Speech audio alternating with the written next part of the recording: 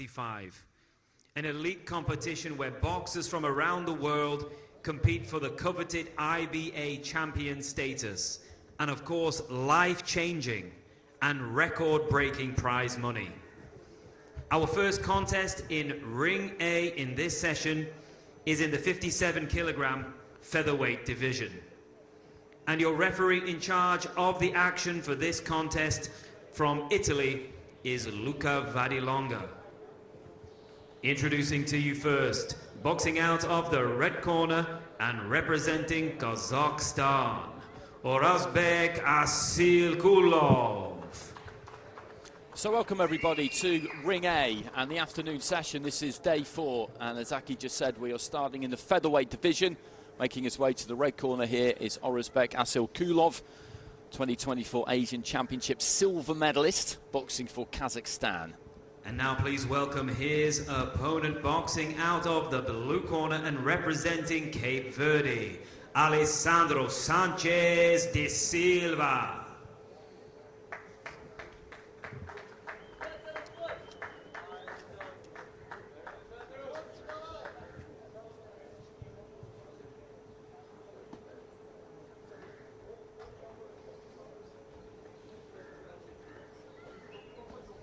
Ladies and gentlemen, your judges for this contest are from Morocco, Tajikistan, Armenia, Serbia and Colombia. Elisandro Sanchez de Silva has been in action once already, won 4-1 on the split by a comfortable enough margin actually against Kesney Joseph.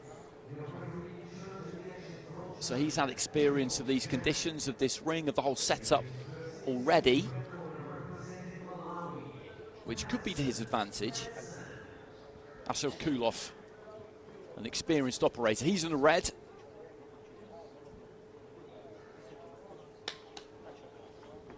Sanchez de Silva in the blue.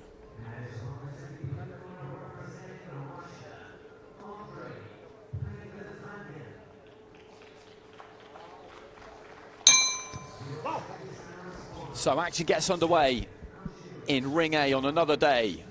We've had some fantastic stuff in this ring so far. I'm sure today will be no different. Right hand to the body there from Sanchez de Silva. Southpaw, ASSYLKULOV. Another good right hand into the body there from the man from Cape Verde. Tall fighter. Decently set up. And again, he's going to the body. That's 2, 3, 4 scoring punches he's landed there. ASSYLKULOV looking to try and let his hands go himself a little bit, but that's a good start from Sanchez de Silva. And very, very easy scoring shots to see. And then just drops the forearms on the left of the body there from ASSYLKULOV. He dips his knees, finds one into the chest. There's that right to the body again. ASSYLKULOV really is headhunting at the minute, for the most part. Sanchez de Silva was off balance there. But there wasn't anything ASSYLKULOV could really do about it. Again, there's that body work. He's just dropped the elbows on it a bit more there, you can see, the fighter in red. Luca Vadilonga just suggesting that he's maybe just pushing his luck, really, when it comes to them being legal blows. They were pretty much on the belt line. ASSYLKULOV just looking to hurry his hands up a little bit here. Left hand got caught on the gloves. Been an interesting start, this, though. I think he realises that he just needs to pick things up a little bit here, the Kazakh fighter. But that's good defence. Gloves are up. Left hand got through there, and the second one too. Again, he's looking for the body here. Sanchez de Silva.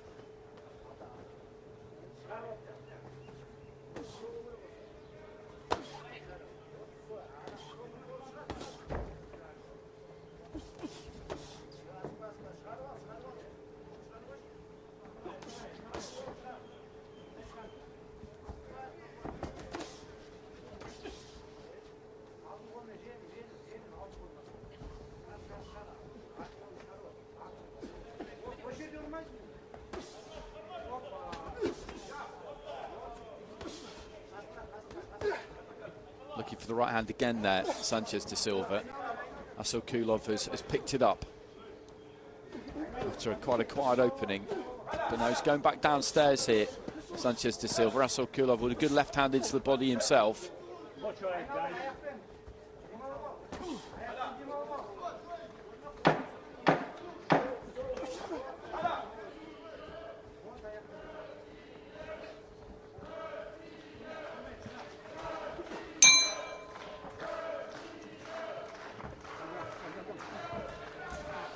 Bell goes at the end of round 1.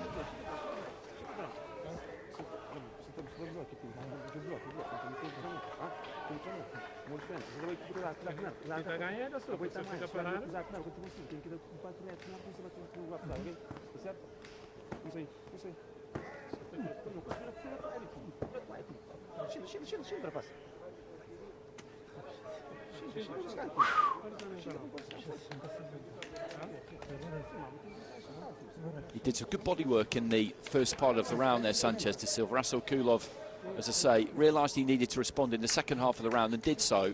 Quite a lot of what he threw was taken on the gloves by Sanchez de Silva. Not all of it, though.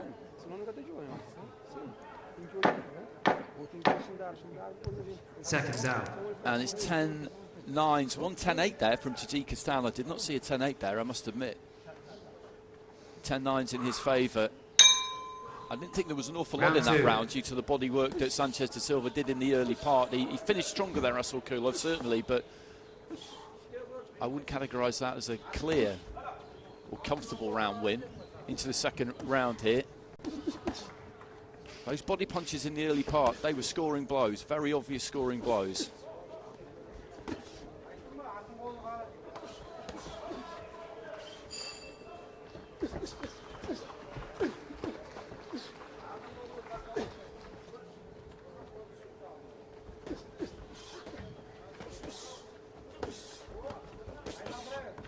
That's good work from ASSYLKULOV. Got nice and low there and rattled a couple off to the ribcage himself.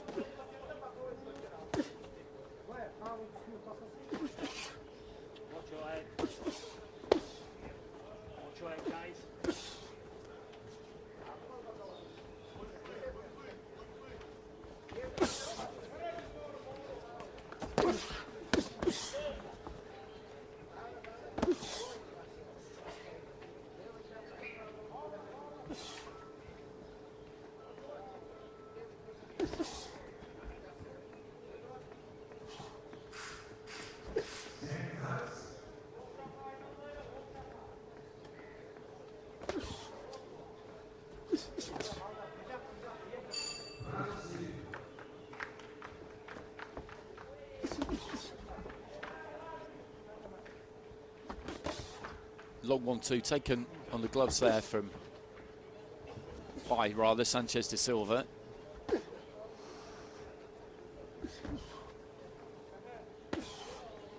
Just hooking on the move and then throws another left hand there, ASSYLKULOV. He puts some heat on these punches, but the defences have been pretty good. That was nice variety there from ASSYLKULOV. Left to the body, right hand, and then another straight left. They all scored.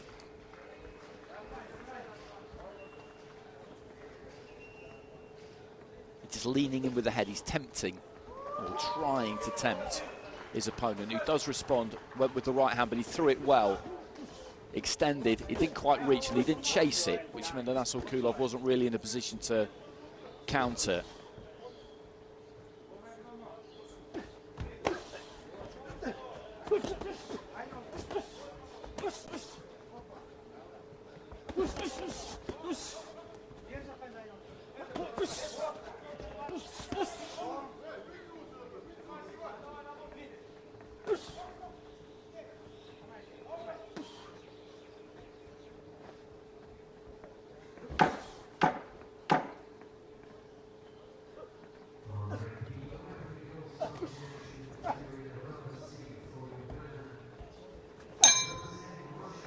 The bell goes to the end of the second.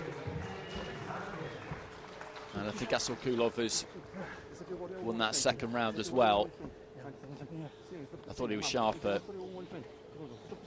throughout the duration of that round than he was in the first, where he did take a little bit of time to get going, so you would back him to have a 2-round lead with the judges going into the third and final round. He definitely would have been favourite going into this fight. I just felt that that opening round was quite tight. No great argument with ASSYLKULOV getting it. But there's that combination that I was talking about as it happened, and that's quite tricky to defend against because he picked gaps in very different areas rapidly as well.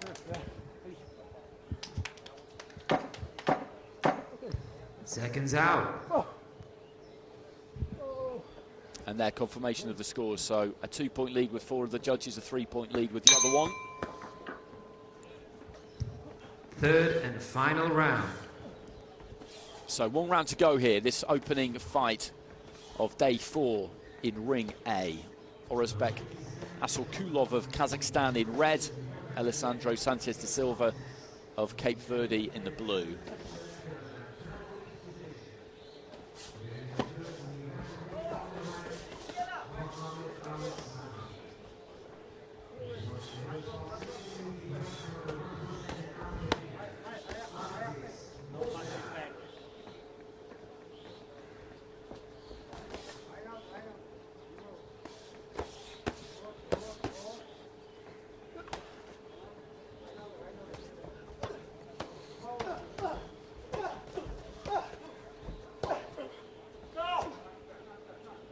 Just looking to work away to the body there. The referee asking him to keep the head up, but I didn't think there was too much wrong with that. He set his feet and just looked to let his hands go.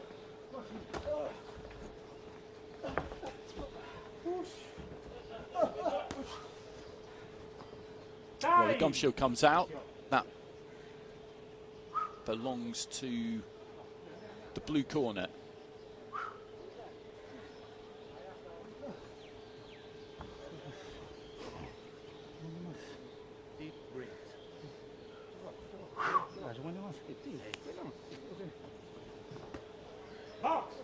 And these are the warmest conditions of the day for fighters. The earlier you are on, the hotter it is. It's a pleasant enough temperature for us sitting here, but it's still pretty tough for the fighters up in the ring. Darkness will fall fairly shortly. The temperature will drop, not by that much, but maybe 2 or 3 degrees by the time we get to the night session, just past the midway stage of round 3. And there's a good counter from ASSYLKULOV. He's worked hard in this fight, Sanchez de Silva. He's a good fighter. And he's trying to push this right up until the very end. But you see the mouth hanging open of ASSYLKULOV a little bit there. It's been boxed at a lively pace.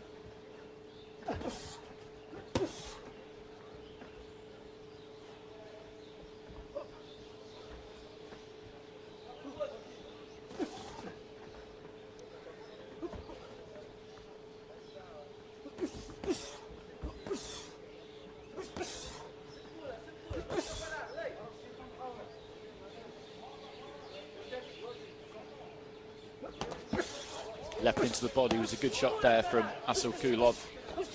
Into the last 30 seconds. Going long to the body. The expression on Luka Vadalonga's face there, he wasn't impressed by that, I don't think, from Sanchez de Silva. He's thrown a few which have been literally borderline. Top of the belt, probably. There's not been any complaint from ASSYLKULOV at any point, but the referee is in there to make a decision and be very clear on what it is that he will and will not accept. There goes the bell, and that was a good fight. That was a good competitive fight. I enjoyed watching that. I think ASSYLKULOV, well, we know ASSYLKULOV is going to run out a winner here by unanimous decision. Sanchez de Silva, though, had plenty to offer. He was at his best in the first half of the first round, where he landed some good body shots. I don't think he's going to get much reward here on the cards. I don't think he's going to get any, actually. But he's come to a World Championships. He won his opening fight. So there's plenty of positives to take away from this for him.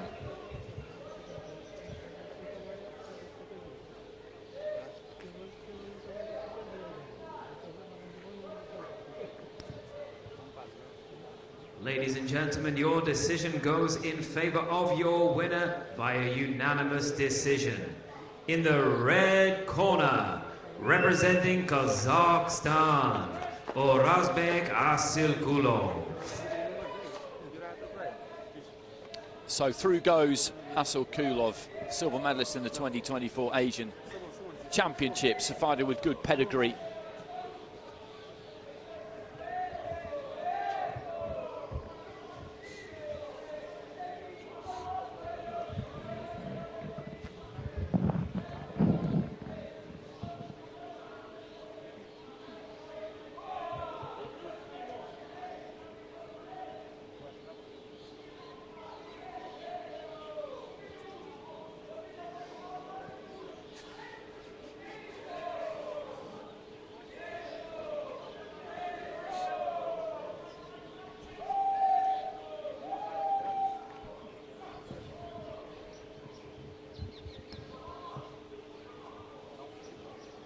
Ladies and gentlemen, your next contest in Ring A is in the 57 kilogram featherweight division.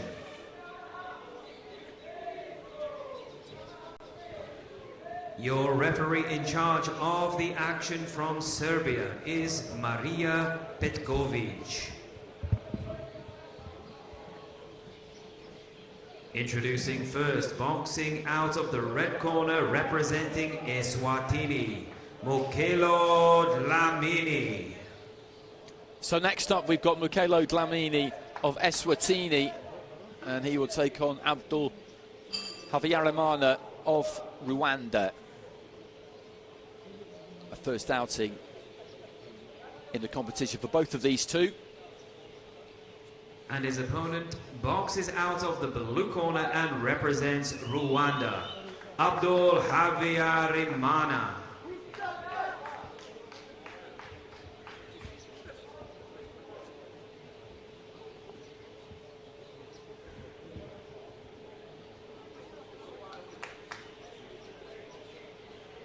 Your judges for this contest are from Azerbaijan, Sri Lanka, the UAE, Latvia and Afghanistan.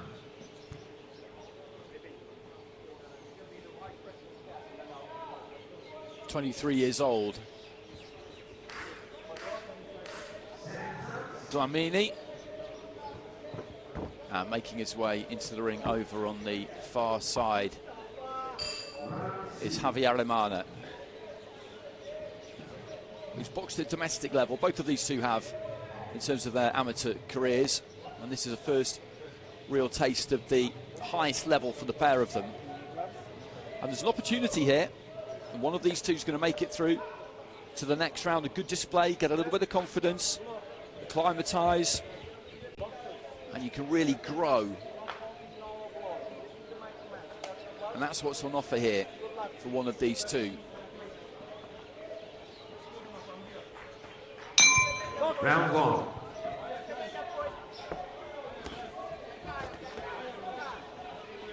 Dlamini, lean, tall, slim kind of a fighter. Havyarimana just a little bit shorter, looking to try and keep that upper body on the move and get a bit tighter, get a bit closer. Good jab there from Dlamini. He'll need that. He's got to try and keep this at range. He can dictate the distance here if he's got a good strong jab and he throws that nice 1-2 and he actually boxes his height and uses that reach. I think this is going to be an interesting contest. Strong right hand there from Havyarimana. There's a lively pace to this. There has been right from the very first bell.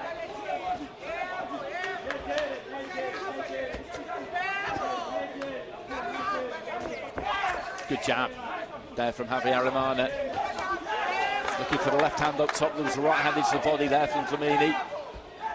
Looks to throw that long right hand.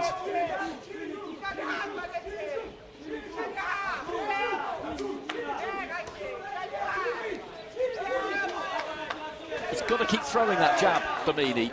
Whether he lands it clean, whether he doesn't, it's absolutely crucial when you're fighting somebody like Havyarimana, who's moving that head. He's using that lateral movement to try and get tight, to get close. A good right hand there from Dlamini. Every time you hit him with it, it just causes him to offset, start again, have a little bit of a think about what he's doing, because he wants to be able to walk in on you and walk you down. Good strong right hand there from Dlamini again.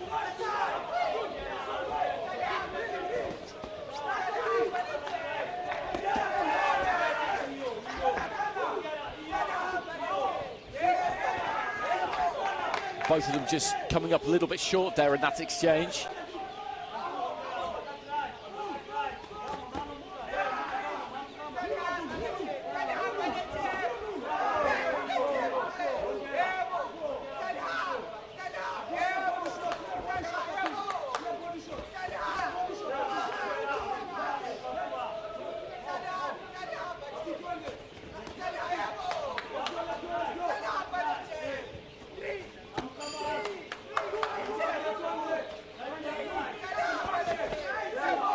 Good combination there from Dlamini into the final 30 seconds of round one. The dynamic has been that Havyarimana is the fighter on the front foot. He's the one looking like he's the more proactive of the two, but he's not really being driven back here, Dlamini. He's giving the ground, but he wants to keep the space between the pair of them. It'll be interesting to see what happens with the scoring here, because in terms of clean work, I don't think there's a lot in this. Dlamini, if anything, throwing that right hand off the back foot at times, has managed to get through with a few. That was a good round. And they're well matched, these two. As I said, there's a big prize on offer here. Havyarimana bringing good heat. And what he'll be thinking is that he's got to keep that. He's got to keep that where it is. He's got to make it hotter, if anything. And then if he does that, he'll trust that he will get to Dlamini. And Dlamini did a pretty good job, I thought, in that first round of meeting him on the way in. Landed a left hand there. And there's a good solid right hand. And it's those kinds of punches that I think have probably done the business for him in terms of the scoring. He gets it 10-9 across the board, but there's an awfully long way to go here, because Havyarimana, the method that he has, he'll drop the first round in fights. Seconds out. Fairly regularly, I would say. He'll be used to this, and he will be keeping the faith that if he keeps that pressure up, then he will turn this. He will get to his man, and Dlamini has got to try and make sure that that doesn't happen. He's got to hold his shape. He's got to keep throwing that jab, that right hand. He's got to keep creating that space. Good right hand there from Havyarimana, who again has started off quick here. Just stuttering in, trying to get inside that right hand. Wasn't far away with his own right there, Havyarimana. Pushes Dlamini off, caught him with a left hand.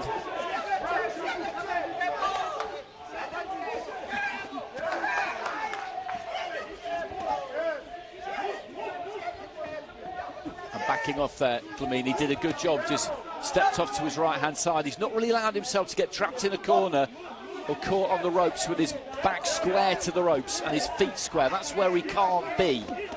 Havyarimana trying to let that left hand go, but Dlamini again there just creates enough space. There goes that 1-2, and that's really what he needs. Good right hand there again from Dlamini. 30 seconds until the midway point of the round, and he's got to start turning this in his favour here, Havyarimana. He cannot afford to lose this round. Where is the tipping point? If it is going to come, when's it going to arrive? This is the crucial, critical period now. Havyarimana needs to start to get through here. Good right hand from Havyarimana. But a right hand comes back there from Dlamini. Right hand into the body from the fighter from Eswatini. Turns southpaw very briefly. Chopping down with the right hand there, Dlamini is ahead in this round by my reckoning.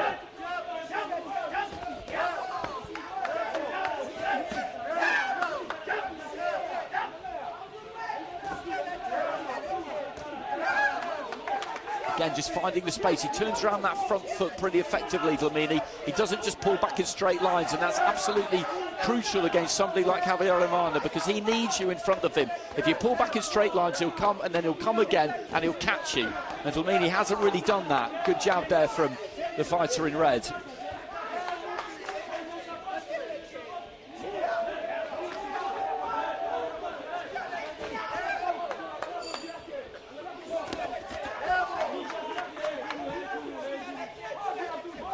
little bit laboured there, Dlamini. Came up short with it, but that was a good example.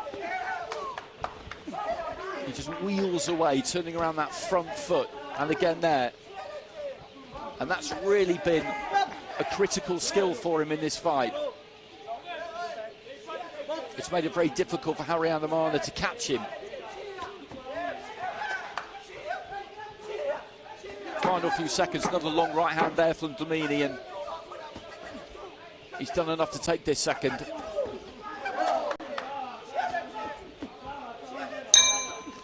There goes the bell. Again, another good competitive round.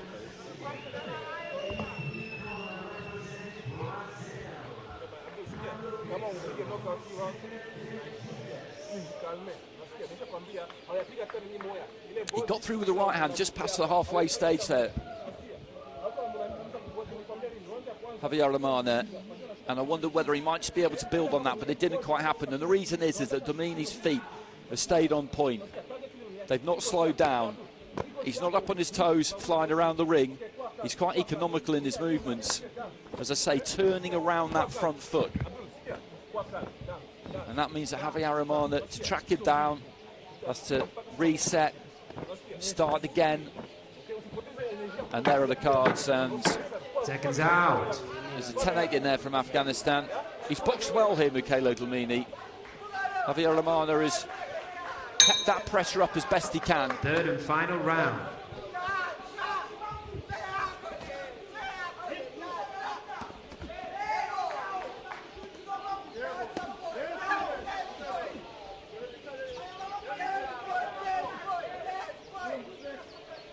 We've got that constant background of the chirping of the birds in the trees around the stadium.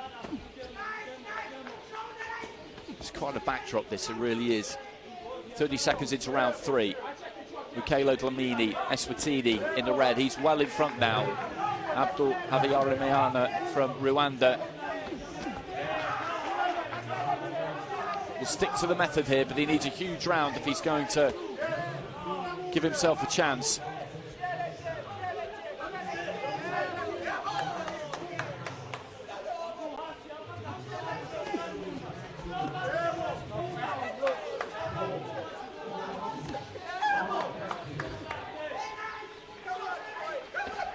There's that jab. I said right at the start of the fight that he needed to keep using that left hand. He doesn't really spear it out. It's not a ramrod jab. It's not that much of a weapon, but it distracts the fighter. It gives him something to think about.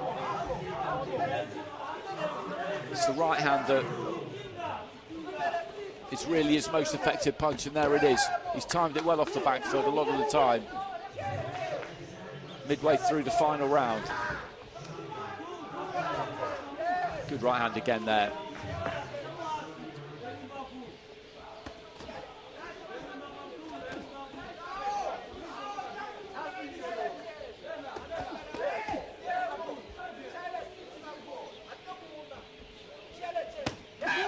Turned that right hand over nicely, just slung that in, kind of shallow arc, not quite over the top, heading into the final minute of round 3. And it's all looking good for the red corner here. Havyarimana needs to uncork something pretty huge in the remaining 45 seconds.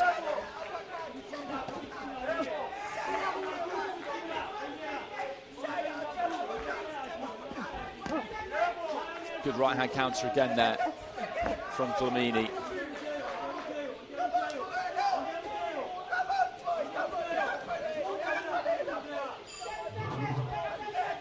And again with the right hand. Single right hands quite often from Dlamini.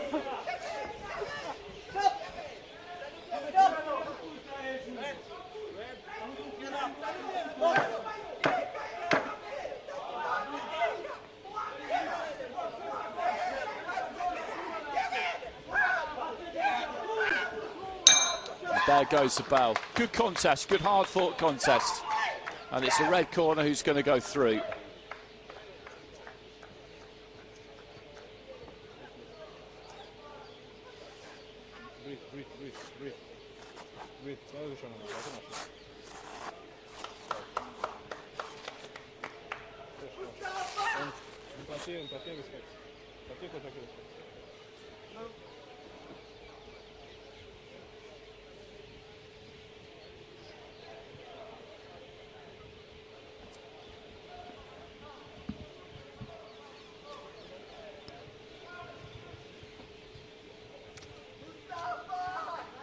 Ladies and gentlemen, the decision goes in favor of your winner via unanimous decision.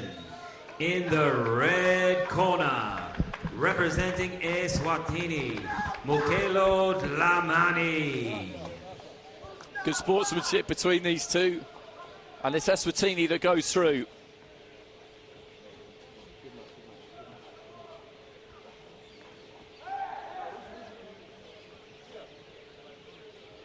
Clean sweep with the judges in all 3 rounds.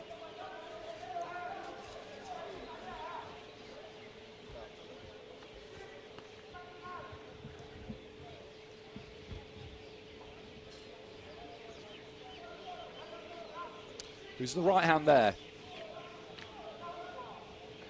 That's what was really effective for him. As I said, he does throw that lead left. It's not a spearing jab, but he uses it. But it's the right hand that he relies upon. And it's the feet too, as I kept saying. Against a pressure fighter like that, what they want you to do, really what they want you to do is just stand still in front of them, but nobody's ever going to do that. So ideally they want you to move back in straight lines, because that way they can catch up with you. If you turn around the front foot like he did, it makes their job a lot more difficult. Ladies and gentlemen, your next contest in Ring A is in the 57-kilogram featherweight division. Your referee in charge of the action from Kazakhstan is Ruslan Biboyev.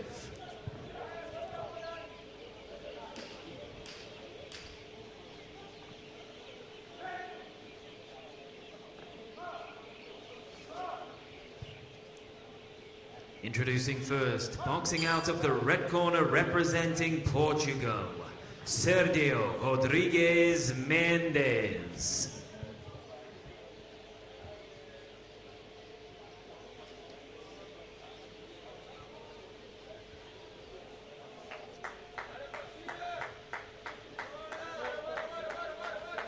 And his opponent boxes out of the blue corner and represents Guyana, Keevin ALLICOCK.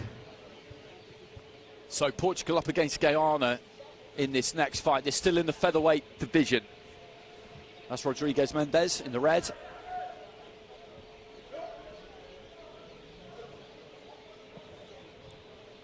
And that is Keevin ALLICOCK, a very experienced fighter. Olympic Games, World Championships, Pan Am Games, Commonwealth Games. He's been to them all at just 26 years old.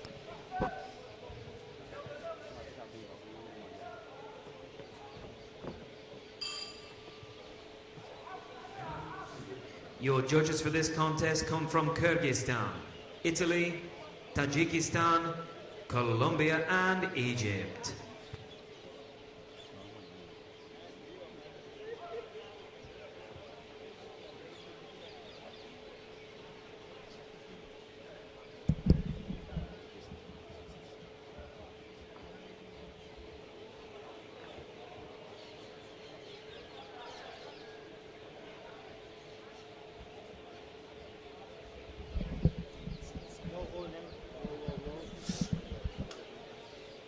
So touch of gloves between the two, and here we go.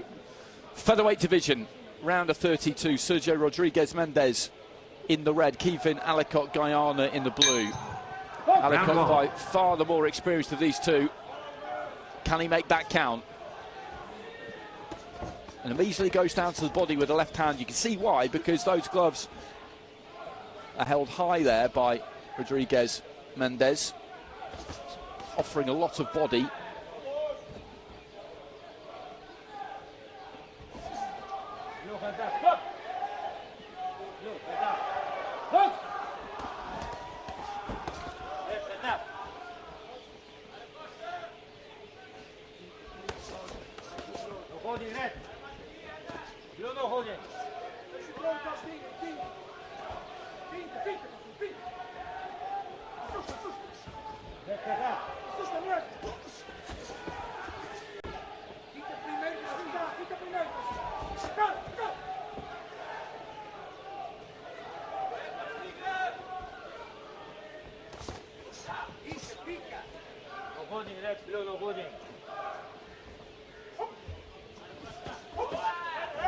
Left into the body there from Rodrigues.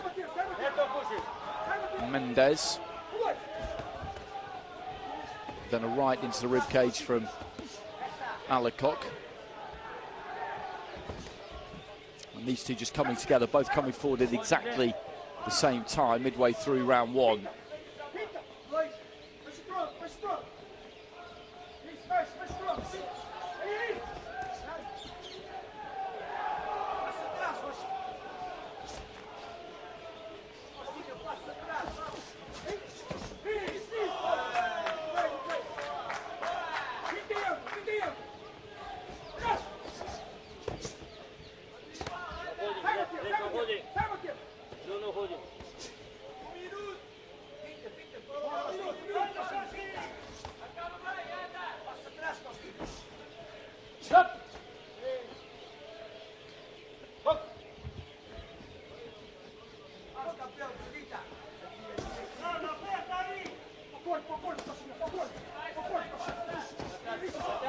And these two exchanging on the inside. ALLICOCK making himself quite a difficult target there, even though he was pushed back into that red corner. 30 seconds remaining in the round.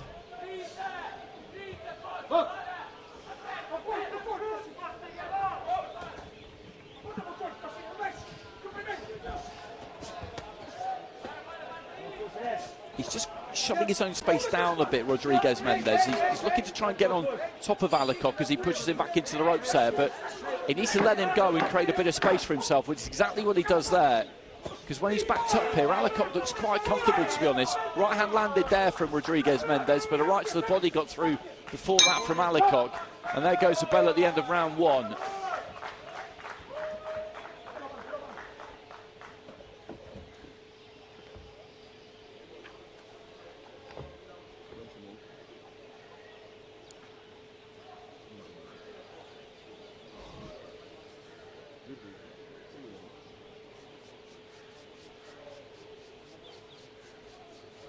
There wasn't too much in that opening round. I've said that a few times over the last few days, and then we've had a set of scores that have all gone completely in one direction, even on occasions with a couple of 10-8s, but I'd struggle to split them in that opener.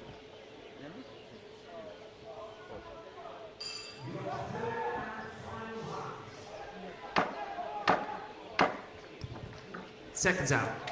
And split scoring from the judges. 3 10-9s for ALLICOCK and 2 for Rodrigues Mendes. And in a tight fight, just edging around 3-2 can be so important.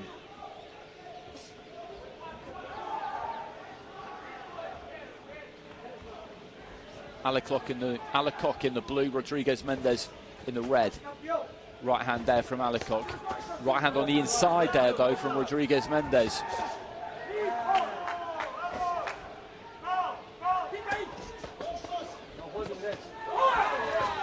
Nice combination there from Rodrigues Mendes. Finished on the left hand. And just sticking the shoulder in there, just leaning in a bit. Saying he's being pulled in as well by his opponent.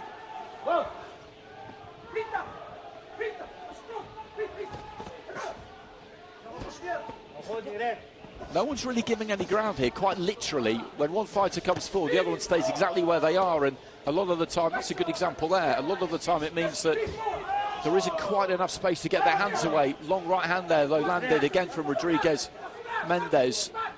And the way he fights, he turns it into a stop-start kind of affair, because he gets in there like he is now, gets a hold of his man, gets him on the ropes. The referee's going to have to break them at some point here. He's not really going to have any choice.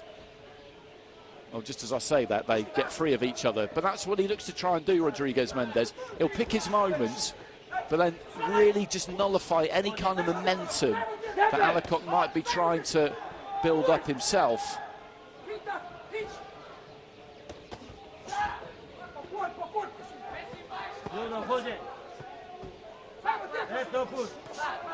And then just lets his man go, and let's go with a right hand there. A right hand just before that came in from ALLICOCK. Trying to find a gap with the uppercut, it wasn't there. I think the right to the body from Rodriguez Mendes just about landed into the final minute of round 2. 3-2 split in the scoring at the end of the first round. Remember, left on the inside there from Rodriguez Mendes, right hand though from ALLICOCK, and again, there's not much in this. I would have the red corner in front in this round myself at this point.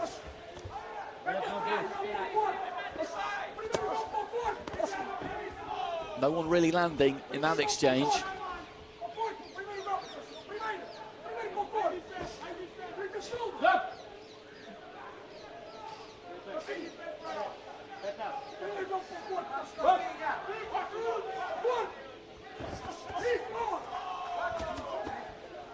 ALLICOCK just lets his hands go. That was mainly taken on the glove, so these two right up above us. Final few seconds of round 2. The scoring for this second round absolutely critical. Split in the first round. And what are we going to get in the second? As I said, I would lean towards the red corner myself there.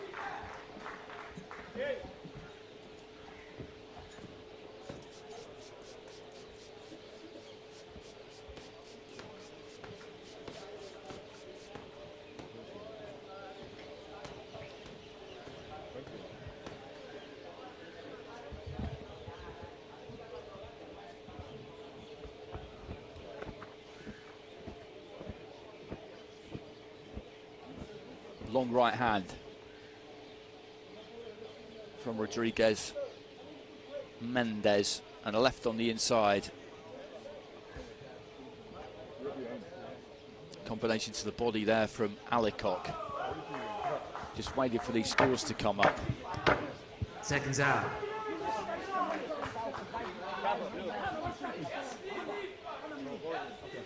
Split scoring in the second round, 3-2 in favour of Rodriguez Mendes, and that means that, well, they've got one card in their pocket each, and the other 3 are drawn at 19-19, and that is perfect. That sets it up absolutely perfectly for this final round. So everything on the line here. ALLICOCK's got a score of 20-18. Rodriguez Mendes has got one of 20-18 as well, and the rest are 19-19. And they'll know it's close, whether the corners have told them or anything or not. They'll know themselves that those are 2 really, really tight rounds. And they've just got to go all out to win this final round. And again, just falling into each other.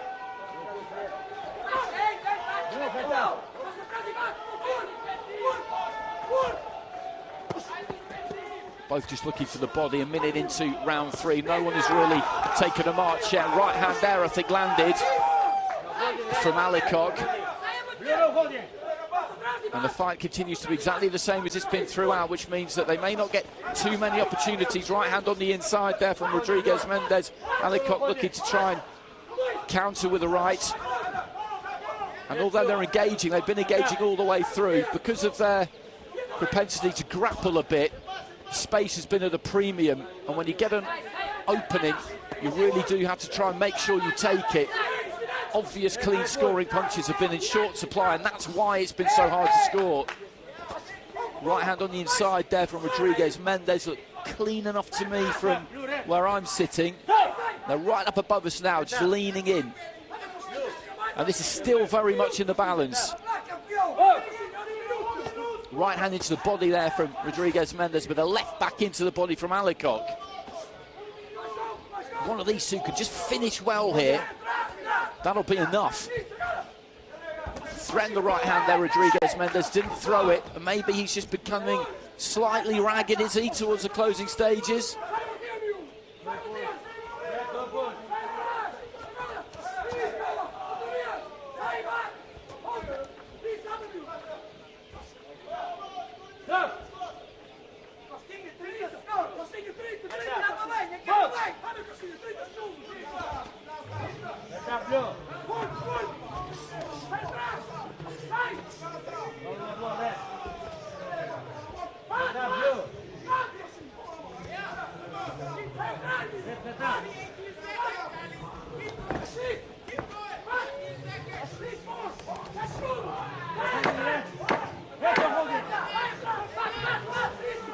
Final few seconds right into the body there from ALLICOCK. These two just letting their hands go. Right hand there from Rodrigues, Mendes, and they're just trading away. He claims the win. The red corner will claim the win as well. Neither one of these two can be sure. That is razor thin. It is razor thin. 3-2 scoring in favour of ALLICOCK in round one. And it was 3-2 in favour of Mendes Rodrigues in round two.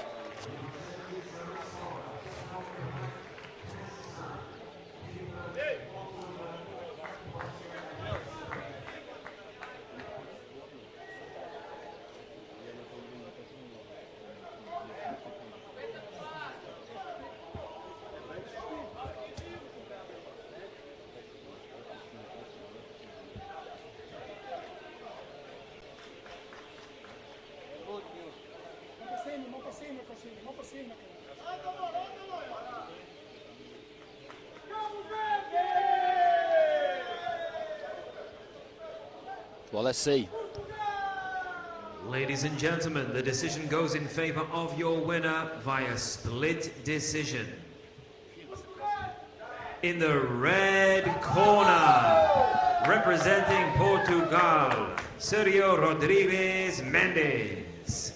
So Rodrigues Mendes gets it. He got the final round 4-1 with the judges, which gave him 3-2 overall with our 5 ringside judges. In that instance, then the observer and evaluator scores are added in too. They both had it for him also, so that ended up being 5-2 when you take into account the extra 2 scores. It was a very, very close fight, as those scores and the splits of the scores suggested.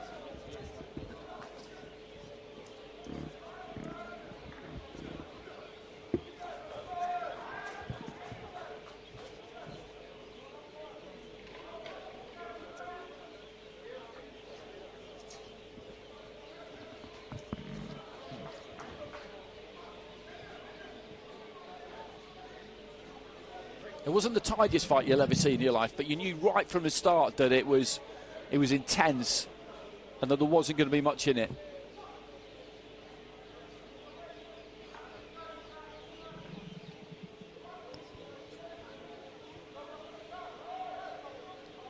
Ladies and gentlemen, our next contest in Ring A is in the 57 kilogram featherweight division. And your referee in charge of the action from Palestine is Mohammed Abdul Remle. Introducing into the ring first, in the red corner, representing Spain, Carlos Bernard Martinez.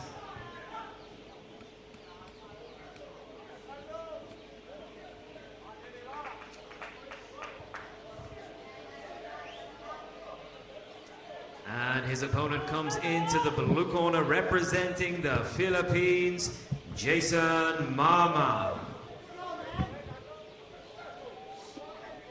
Martinez, 22 years old, 4-0 as a pro, boxed as an amateur but mainly around the domestic scene. Mama has boxed mainly domestically as an amateur too, but very experienced professional, 21-3-1, has fought for a world title in Dubai against Sonny Edwards back in 2021. Your judges for this contest are from Afghanistan, Azerbaijan, the UAE, Tunisia and Latvia. I remember that fight. He lost it by unanimous decision. Edwards had a good run as IBF champion until he ran into Bam Rodrigues. And no shame in losing to somebody like that. He's coming out later in the week, actually, I think, Sonny, to join us. Be good to see him. So an experienced professional, and Spain up against Philippines here. The support for boxing in the Philippines is absolutely enormous. I was in Manila at the end of October for the IBA Pro card, working with a Filipino TV crew on the night. Had a fantastic time. 50th anniversary of the Thriller in Manila. Round one. And boxing is enormously popular over there.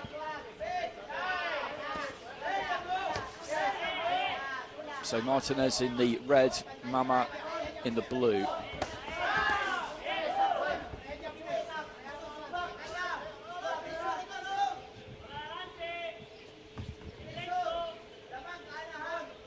that fight against Edwards was in the flyweight division. Mama, though, boxing in an amateur tournament, can't operate in the flyweight division. You have to weigh in every day, so that's something that seasoned pros find very different.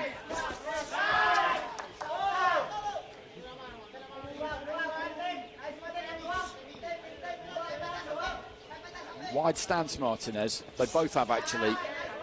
Got a good base to punch from.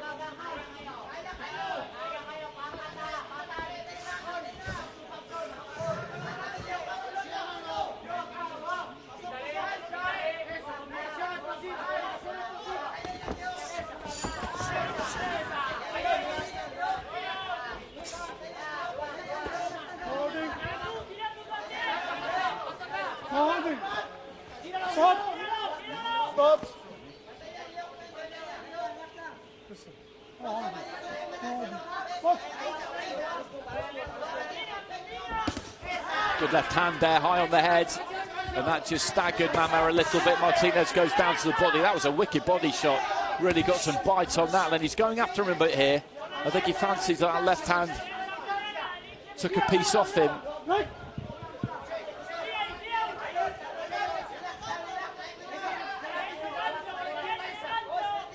Just leaning in there, Martinez, seeing if he could draw something from Mama, maybe. He likes to just wave those gloves around a touch, Mama, making it feel like anything could be coming from any angle at any second. Martinez is nice and compact. Switches southpaw, just steps into the southpaw stance. Mama tries to get off with the left hand and then club away a bit with the right hand on the inside.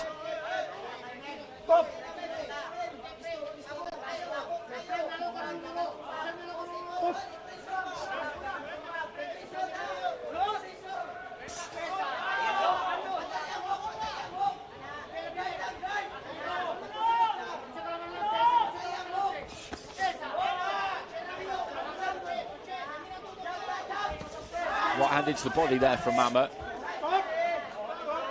Final stages of round one. Martinez will make the winner of this opening round.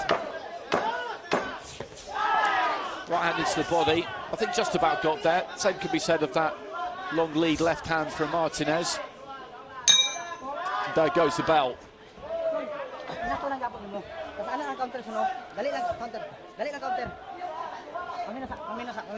Di ba mo ana sa son? I-upper ni. Di ba mo ana sa? I-upper ni ha. Oh, i-upper na sa. Pag mo jump kay sa, yung birang dayon, basta i-upper na mo ana man na siya. Tapos katong mo ana ko sa tuig sa diri. Mugawas lang ka mo. Kupit lang ka, palayo lang. Ayaw nag-i-open. Di ba mo? Wala on ka niya. Mo na ya ha.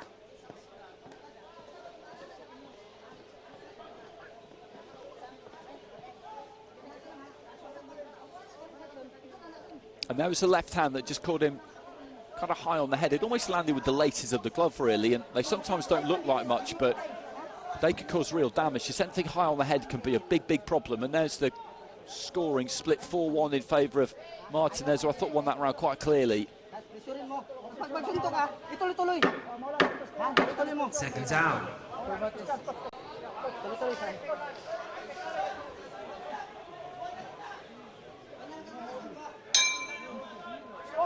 Round two.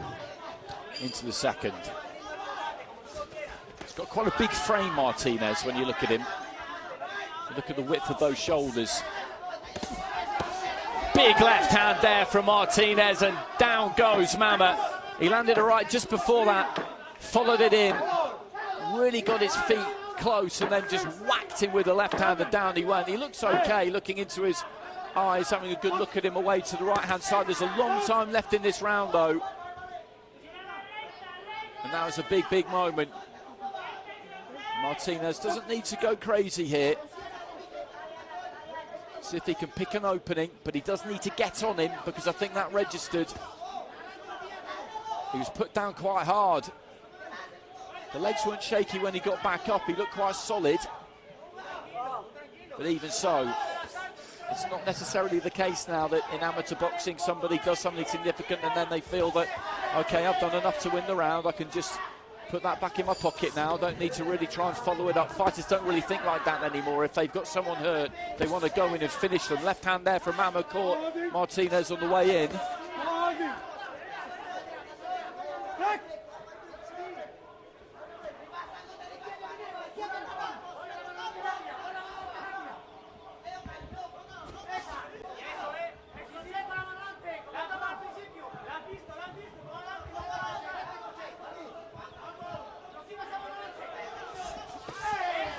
Well-timed right hand there from Martinez. Mama's got to do more here.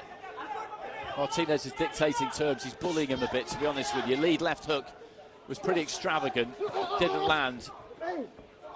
I mentioned the physicality of Martinez, and he's getting a hold of Mama in the centre of the ring there. He's put him on the deck once, and he's all over him, to be honest with you. Mama needs to land something. He needs to make Martinez have a bit of concern about what's coming back the other way, because at the minute, I don't think he's got any concern about it at all. Into the final minute of round 2.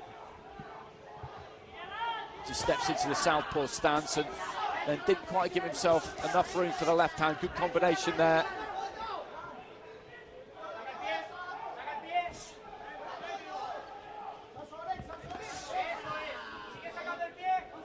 Got caught with the left hand as he was throwing his own right hand there, Mama.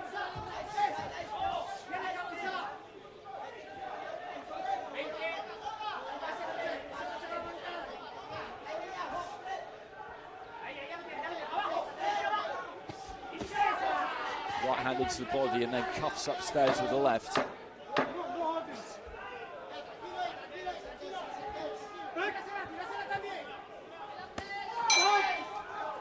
Threw a left hand on the break there, Mama. He's claiming that was an accident. It didn't seem to do too much damage to Martinez.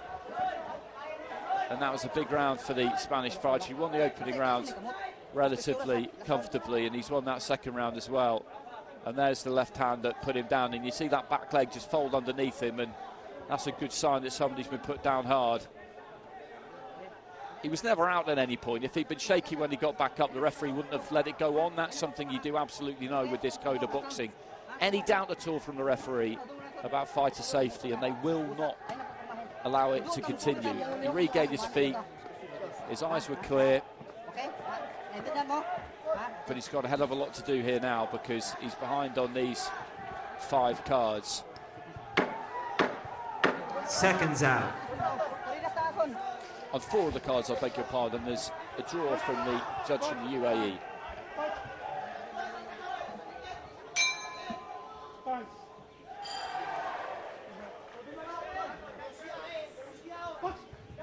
Third and final round.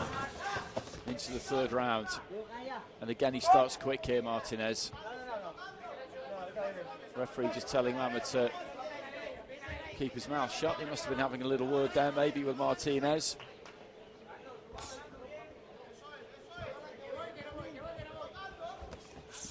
Little step up to the side there from Martinez.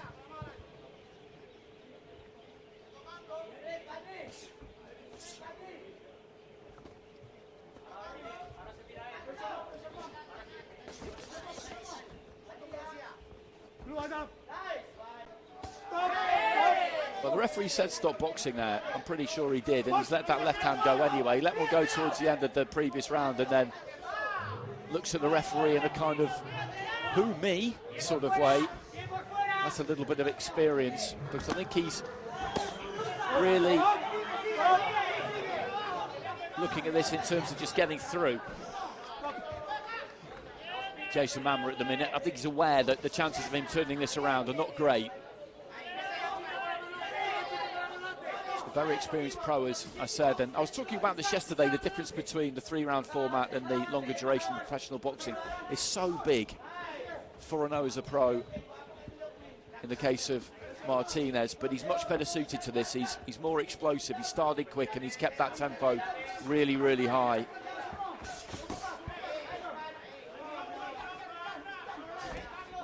When professionals were allowed to box in the Rio Olympic Games, there was all sorts of chat about how there would be seasoned pros just queuing up to go to the Olympics so they could just bash up a load of inexperienced, callow, weak amateurs, stuff their pockets with medals and return home for tea and medals. And that wasn't what happened.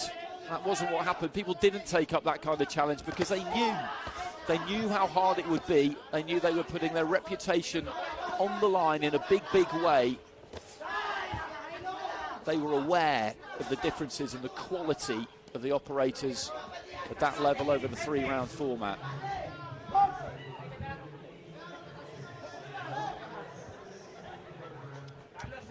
So into the closing stages of this. He's got possibilities here, Martinez, in this competition. He's going to take some beating. He does show quite a lot of body, as you can see there, hands held high. But he's big for the weight here. He can definitely crack a bit. And the foot movement is pretty good. Steps between stances pretty efficiently. What you don't want to do is get caught mid-switch. But he sorts his feet out smoothly. And he'll be pleased, I think, to hear the final bell here, Mamet. And there it goes, good performance.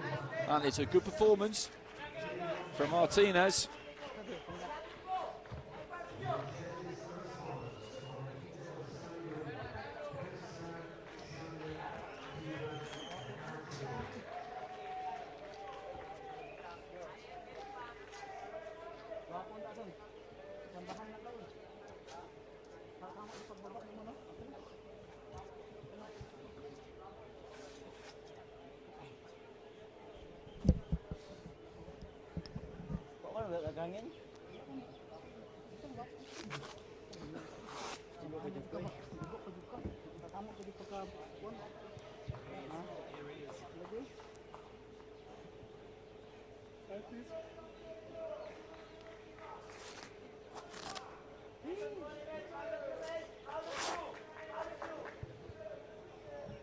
Ladies and gentlemen, this decision goes in favor of your winner via unanimous decision. In the red corner, representing Spain, Carlos Bernard Martinez. A 10-8 in there from Afghanistan in that set of scores. 3 more, 30 points to 27. A 2 rounds to 1, 29-28 from the UAE. Good performance. As I say, there's possibilities there with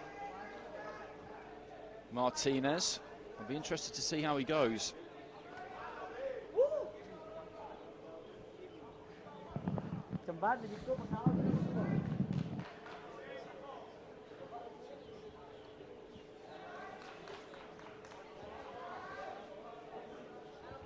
And that's the interesting thing about big tournaments, this World Championships. I've never seen this guy before.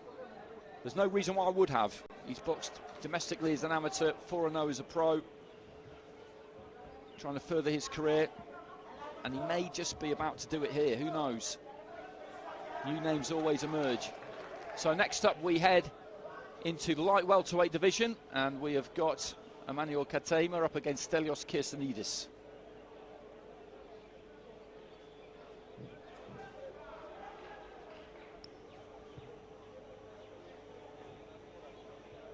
Kirsanidis, who we have seen before. Ladies and gentlemen, for our next contest in Ring A, we move into the 63.5 kilogram light welterweight division. Your referee in charge of the action from Kyrgyzstan is Bekzad Abdurashidov. Introducing first into the red corner, representing Zambia, Emmanuel Katema. So our first outing of the tournament for Katema, silver medalist in the All-African tournament in 2024. And his opponent comes into the blue corner, representing Greece, Stelios Kirsanidis. We saw Kirsanidis beat Thabiso Dlamini of Eswatini 5-0 in the opening round.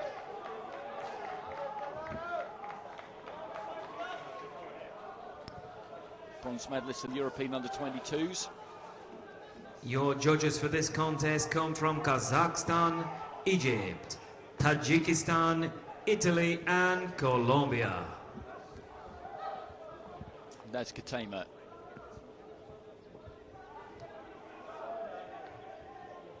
Lost in that All-Africa final to a very good fighter in Samuel Tekyi.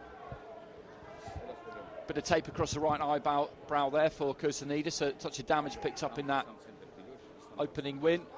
Used his right hand well in that fight through that chopping right hand. Boxed in the recent World Championship, so he's been at a high level the back end of this year. Not easy to sustain. That was back in September, but still, you look to train and peak for events like that and events like this. Quite a lot of fighters are doing the double in that regard. It's good to see.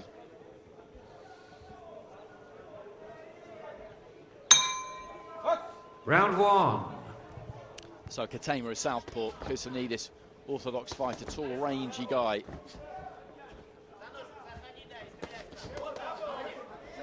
Looks for that big left hand, and he's missed and come short with it a couple of times there, Katema, and he's a bit open if he doesn't land it. Kirsanidis fired back a right hand, didn't quite get there, and again there he leads off with it. You can see that coming from a mile away, Kirsanidis. That time he does lean into it and manage to land it, but that's what he's looking for straight away. Massive wide hooks being thrown here by Katema. Goes orthodox and looks for the jab. Kirsanidis trying to get his own 1-2 going maybe. He's very aggressive here, Katema.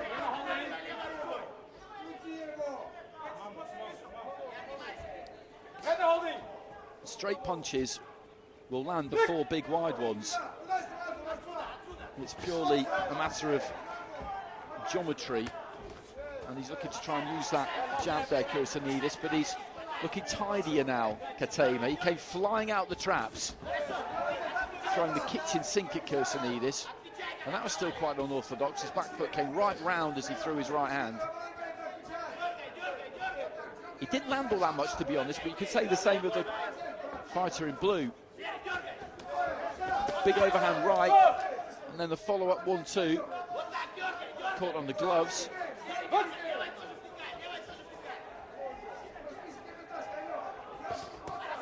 Right hand to the body from Kirsanidis.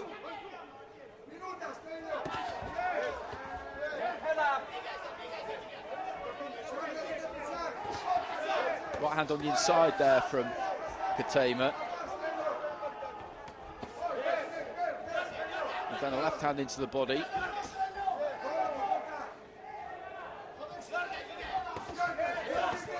It's never long though before he comes flying in at you, Katema. He settled a bit from the start of the fight. That was a tactic, just to come out firing, absolutely flying. You want to test out your opponent, see what they've got. He is by nature, as I say, he is aggressive. He's staying a little bit more side on now, but then he throws that big right hand and another one there. Kirsanidis has got to be busier here, because Katema, you wait too long and he will throw. Kirsanidis has been quite reactive in this first round so far. Big overhand right, kind of landed, I think, from Katema.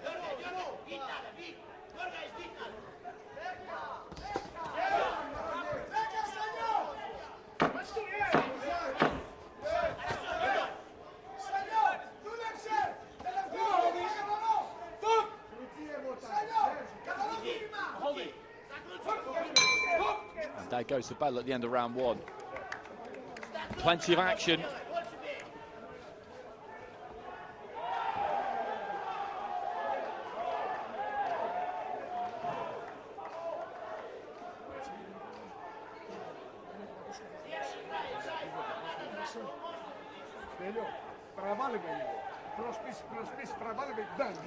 I give Katema that opening round on, not on pure aggression, he did land some punches as well.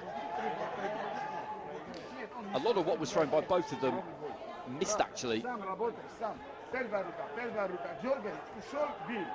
And in that kind of round where there's, from one fighter, a bit of a blizzard of punches, from the other fighter plenty too, and not all that much gets through, that can make things slightly tricky. Seconds out. And we've got 3 rounds there for Katema, 2 for Kirsanidis, so split scoring in that first round, 3-2. Round 2. Katema.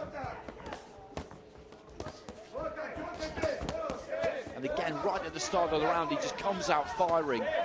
Wide right hand, he had him trapped up against the ropes, landed a couple to the body. And that's exactly like it was at the start of the first round. And the referee just talking about making contact with the inside of the glove. When you throw your punches as wide as he does, that's bound to happen.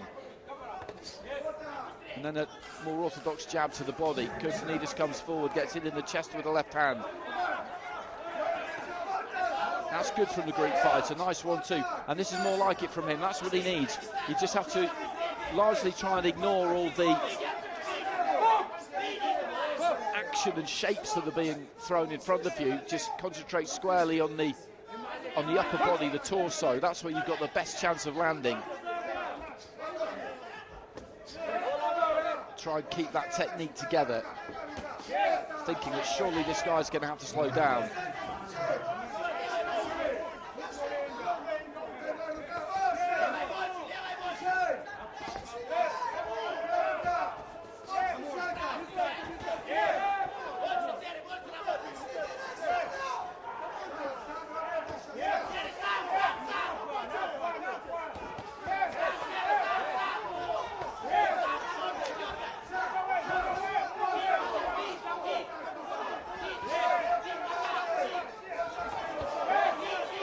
Good body attack there from Katema. And the referee again just having a word about landing with the inside of the glove.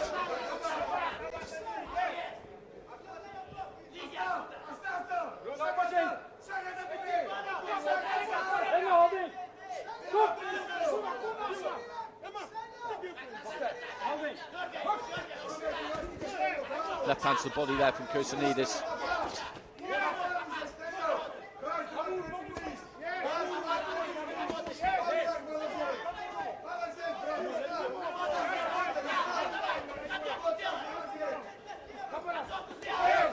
Good right hand from Katema.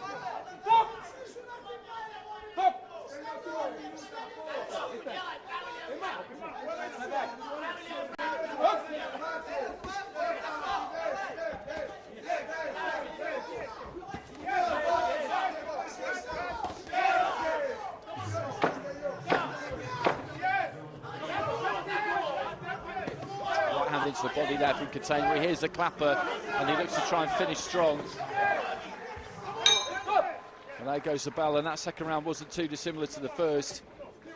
And that bit of tape has come away from the eyebrow there of Kirsanidis. It hasn't really opened up though, I'm glad to say.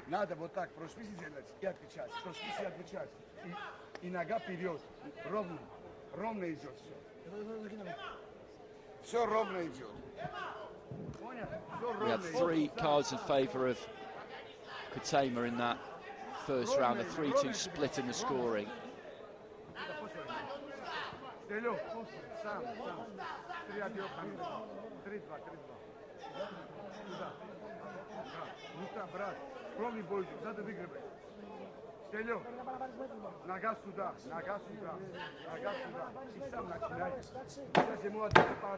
And it's 10 lines across the board there for Katema, so crucially he's got a 2-point lead on 3 of the cards there, and having that third one, well, that makes it very difficult for Kirsanidis to turn it around.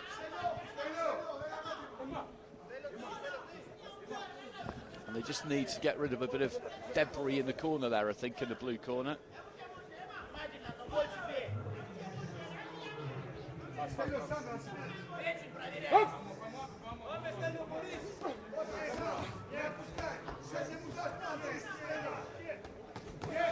Good body attack, and then goes up to the head with the left hand there, Katema.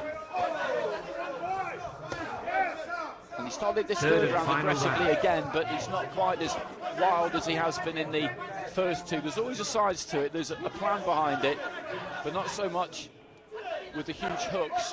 This time he stayed a little bit more side on, punching it a little bit straighter, keeping those punches more within the framework of his own body, which can make them a bit easier to read, but it also leaves yourself not quite so open.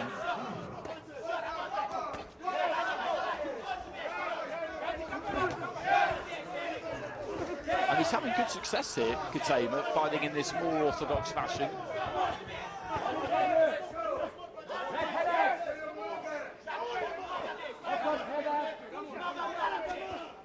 Looking for the uppercut there, Kirsanidis was just a little bit short with it, and then goes down to a knee, courtesy of a push, I think, and a slight loss of balance.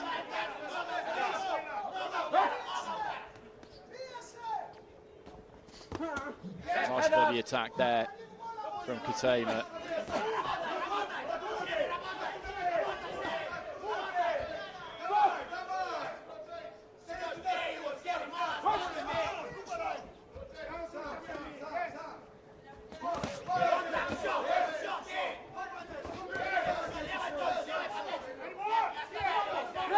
And the tape that's been applied to that cut in between rounds is just flapping again a little bit there from Kirsanidis.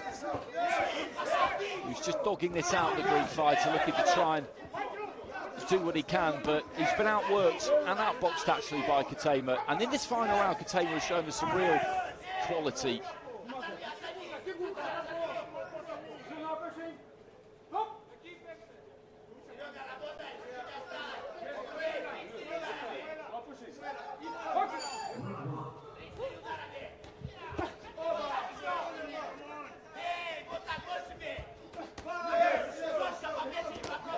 Right hand there from Kirsanidis, but he needs something huge now.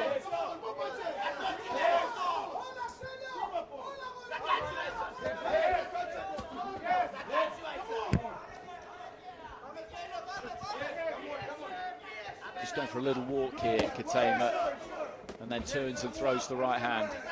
He knows that the clock is counting down and that he will be on his way through to the next round.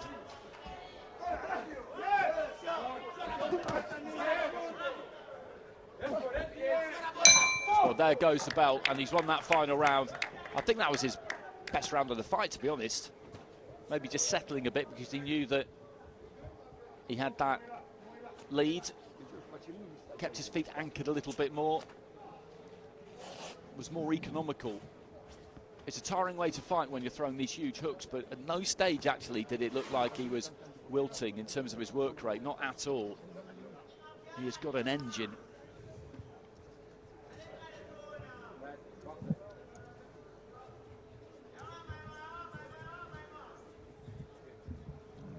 Ladies and gentlemen, this decision goes in favor of your winner via unanimous decision. In the red corner, representing Zambia, Emmanuel Katema. And he's taken that final round 10-9 across the board as well. That was the case in rounds 2 and 3, so it was very tight after the opening round, but then Katema has gone away with it.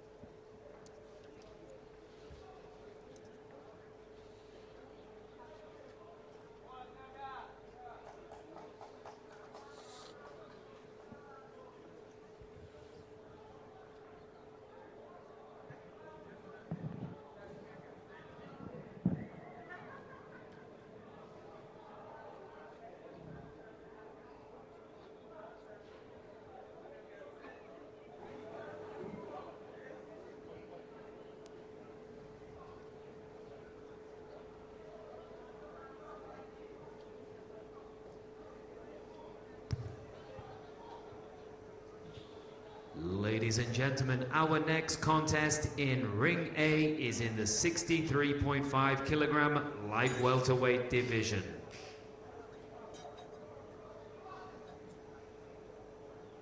Your referee in charge of the action from the UAE is Sultan Al Wali. Introducing first into the red corner representing Brazil, Charles Rodrigues de Oliveira.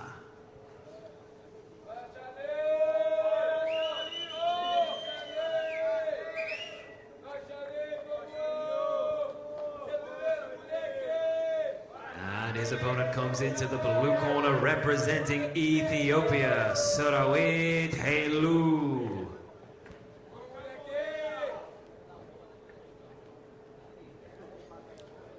Brazil up against Ethiopia here.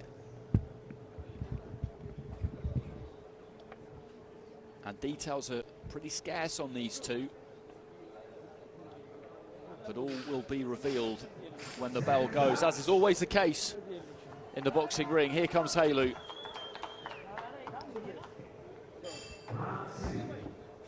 Your judges for this contest are from Palestine, Sri Lanka, Azerbaijan, Afghanistan and Latvia.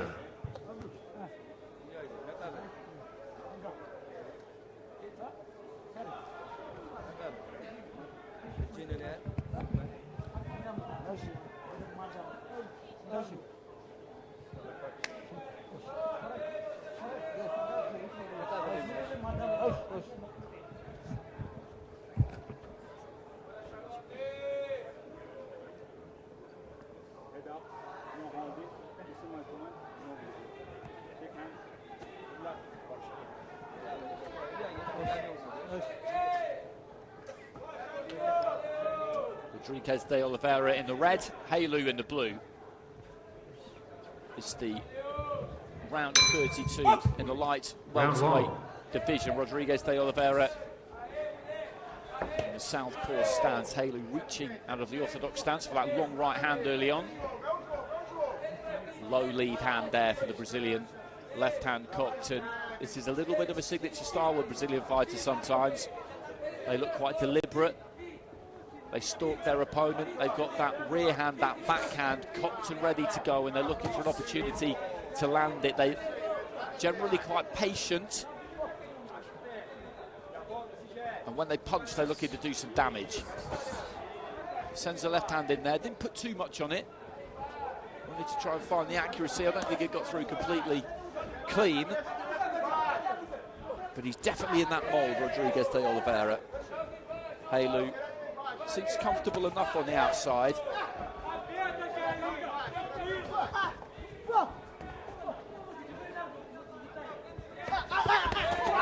Good left hand into the body, then goes up top with the right hand there.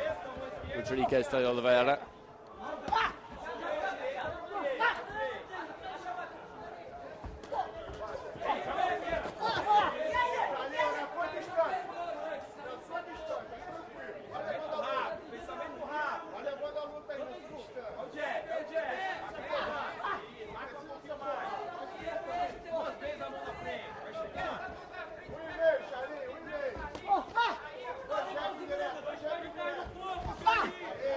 Left hand from Rodrigues.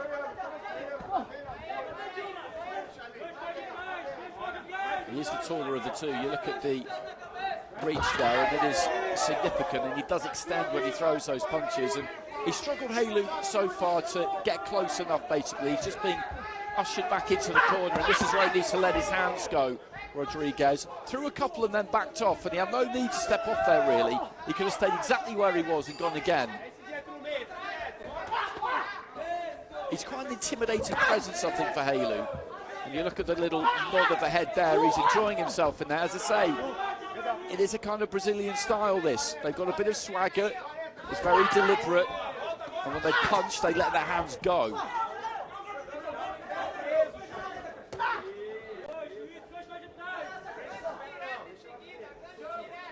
Final 30 seconds of round one. There wasn't too much commitment in that move there from Hailu, and that's been the problem, really. He's punching from the outside, but it looks like he's punching in a way as to just try and discourage his opponent rather than actually land too much. It's quite defensive, and he's short with the 1-2 there.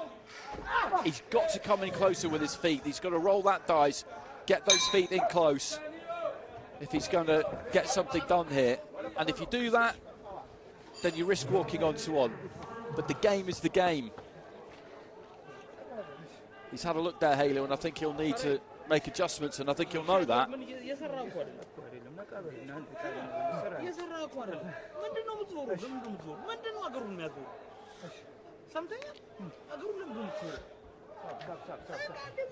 And that's where he had him on the corner and stepped off, and he didn't need to step off there.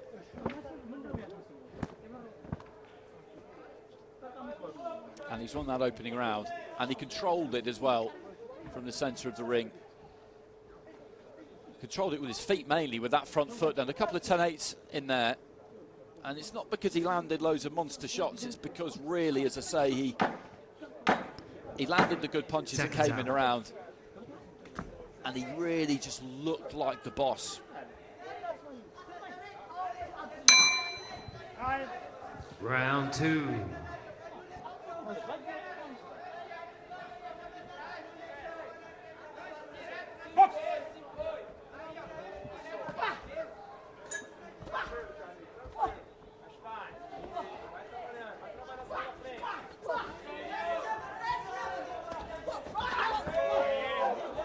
So Rodrigues de Oliveira, Brazil in the red, up after round 1. Serawit, Hailu, Ethiopia has got it to do here. He's got to find a way to get close. Steps in there and throws a right hand, and that's better. I said at the end of the first round, he's got to commit a bit more, be a bit braver if you like, and get those feet close to give himself a chance of landing.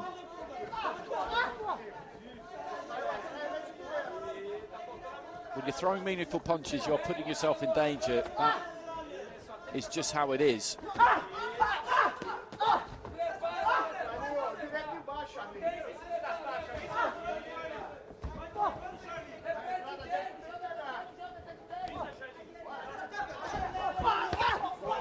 Short with the right hand there, Hailu, and Rodrigues tried to come back with the right hand. Feels like he landed it. He was on my blind side. Left hand, I think, did get through there. Didn't land heavy. Gum shields come out. And that is Hailu's.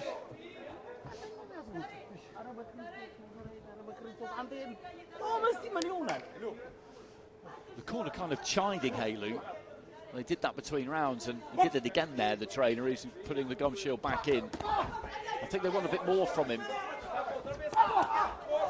Let's go with a big hook. Rodrigues, but it doesn't land. Good reflexes there from Hailu. Short with the right hand, the left hand came back, just pulled that weight back. Right hand into the body. Just backpedaling nimbly there, Rodrigues. And I think Hailu's making a better fist of things in the second round than he did in the first, but he's still losing the round.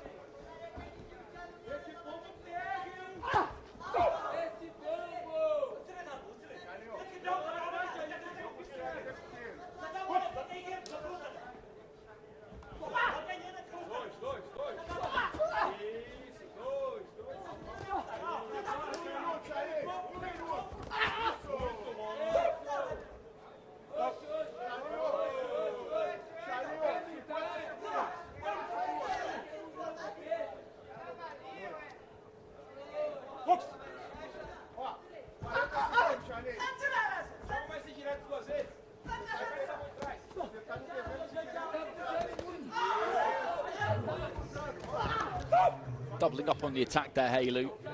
The right hand got through there somewhere. Final stages of round 2. He's got that wide stance, the Brazilian fighter as well. It's multifaceted, really. It gives you a strong base to punch from.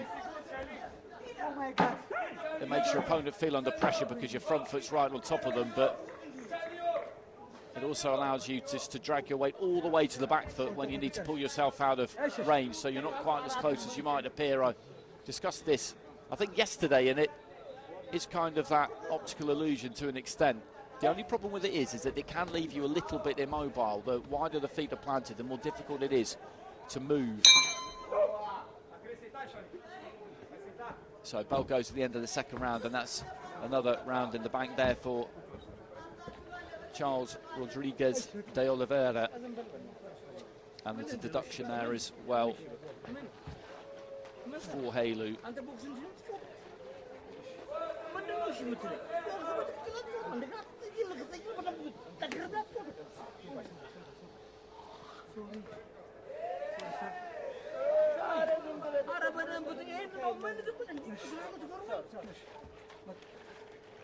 So he's got it all to do here, Hailu. It's an impossible task if, truth be told, he is 2 points down.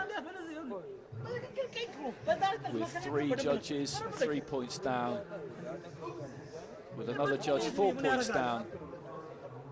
With the Palestinian judge, who's got that deduction for losing the gum shield, and Rodrigues de Oliveira is touching distance away from making it through to the next round. Again, the corner's quite entertaining, the Ethiopian corner, just the tone of it, really. This is tough for the Serawit Hailu, make no mistake about that. Charles Rodrigues de Oliveira is a good fighter, he's got a good method. it's difficult to counteract. He knows what he's doing, he knows how to employ it. And maybe he's been a little bit circumspect, slightly timid at times, Hailu, but I can understand how that's happened. And the corner are just constantly chivvying him, I think, just talking to him in a way which suggests that he really should be doing a bit better than this. But they know their man. They know how to get the best out of him. And he's going to have to give the very best of his career so far, I would say, to get back in this. He needs a knockout.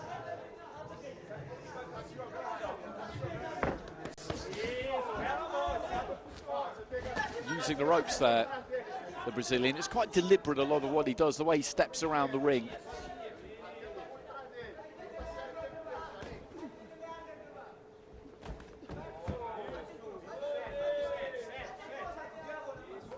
He's certainly enjoying himself in there, Rodrigues de Oliveira.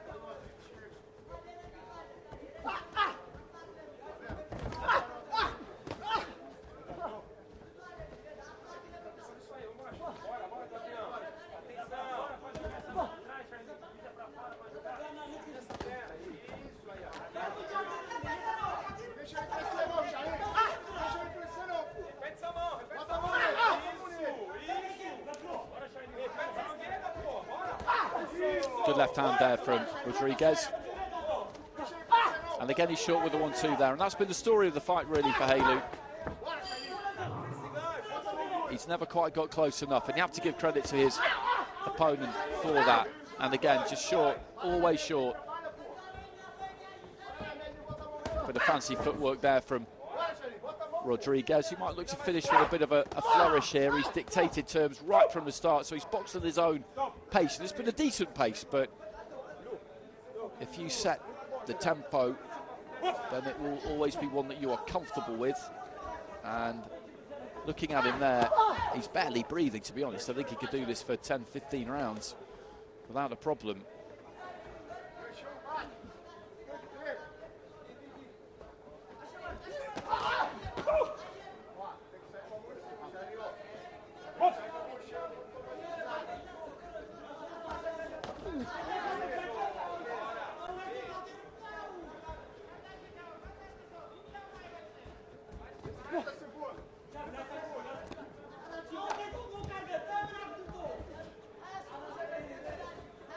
Closing stages. Slightly odd incident there. He dipped very, very low, or squatted very, very low, the Brazilian, and the Ethiopian fighter kind of fell into him and ended up pushing him onto the canvas.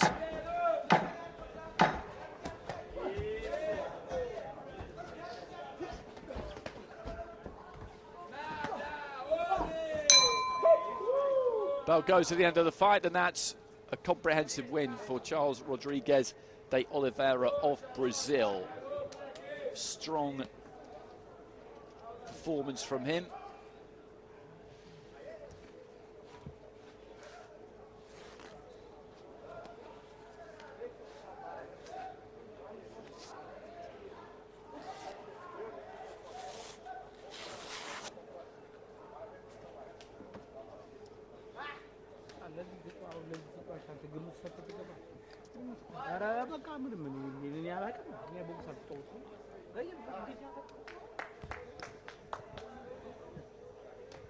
Ladies and gentlemen, the decision goes in favor of your winner via unanimous decision. In the red corner, representing Brazil, Charles Rodrigues de Oliveira. And there are the scores. A comfortable win. And there's the point deduction as well. And a little bit of nifty footwork there from our man in red to finish the contest. He enjoyed that right from the very start, right to the very end. And you can tell that he really enjoys his boxing, every aspect of it. He puts on a bit of a show, a bit of a performance. And his opponent just wasn't able to test him, really. Try as he might, and he definitely did try. But he's got that reach. He knows exactly what he's doing with his feet. He picks his punches nicely. And he provides that kind of looming threat. You always feel with someone like him, a bit of fast twitch going on there, that there's something coming at almost every second. He gives you that vibe. And that can count for a lot in the boxing ring. You can put an opponent into their shell. You can control the fight without even really seemingly doing anything. And he had that kind of knack there, certainly. It won't work against other fighters. Not as well. But it worked tonight.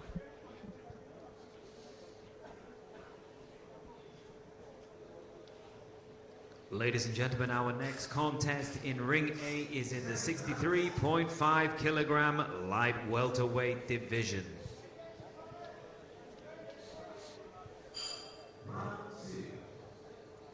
Your referee for this contest from Morocco is Umeima Semlali. Introducing first into the red corner, representing Serbia, Pavel Fedorov.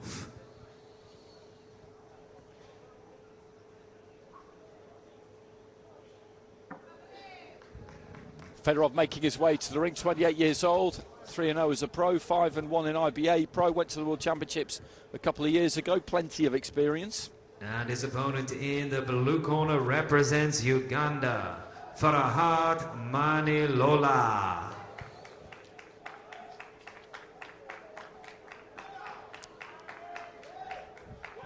And heading for the blue corner, way on the far side of the ring, Farahad Manilola, 21 years old, 12-3 as a pro, competed as an amateur at domestic level so far. Your judges for this contest come to you from Kazakhstan, Armenia, Tunisia, Italy and Afghanistan.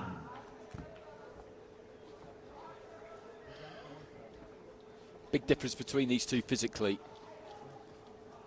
That can happen in this kind of weight division. Fighters, tall fighters like Fedorov can somehow pack that frame into 63.5 kilos. Manilola is shorter.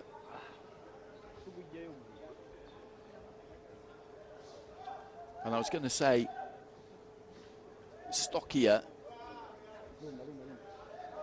But actually, when you look at him up close, in terms of his dimensions, I wouldn't say he is any broader around the chest and the shoulders than his opponent. He's quite small for the weight, actually, Manilola. Round one. So Fedorov in the red, Manilola in the blue.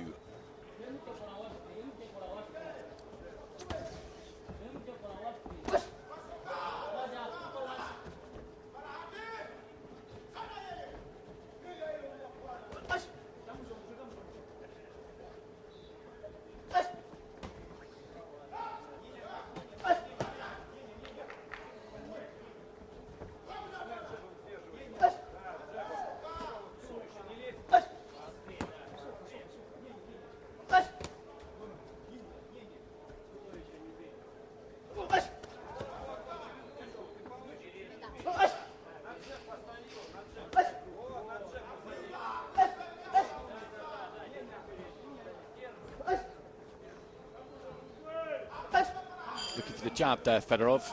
He can keep this on the outside. You would imagine that's what he needs to do.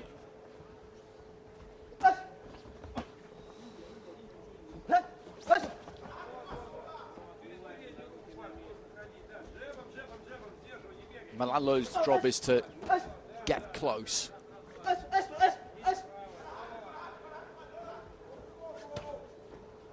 Looks for a left hook. That was blocked by the glove of Fedorov. He throws that jab, Fedorov. He doesn't really extend it. Tall though he is, he doesn't really box his height particularly. I think Manilola's got an opportunity here just to gamble a bit, take a risk. He's had a good look at him now, and maybe he is just beginning to step to him slightly because that jab isn't quite the weapon it might be, and he is getting in tighter, getting in closer and letting his hands go, because I think he will have seen what we've seen, which is that, okay, the guy in front of him is tall and potentially jab right hand is a problem. He can keep you on the end of that, catch you with it as you come in, but as I say, he doesn't really extend it that far. And that gives you that little bit of space, and you've got to take it.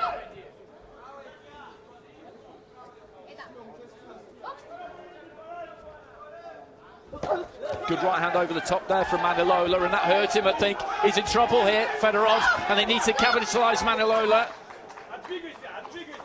And the referee telling him to keep his head up, and I don't know why the referee felt the need to get involved there, to be honest.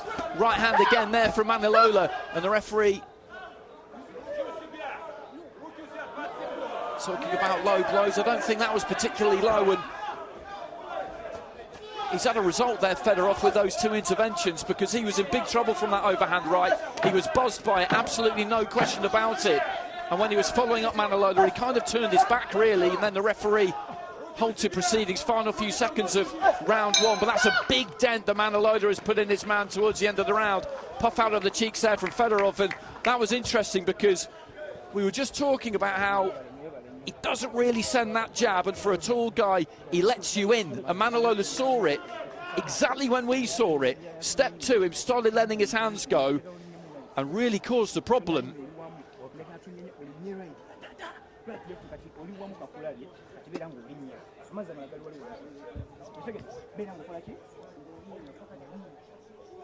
A little bit of body work there from Manilola, but it's the right hand over the top that caused the problem later on in the round, and it was a problem because you can see when you watch a lot of boxing, you know when someone's hurt, and he was hurt.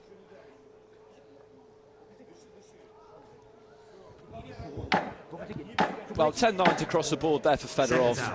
I don't agree with that at all.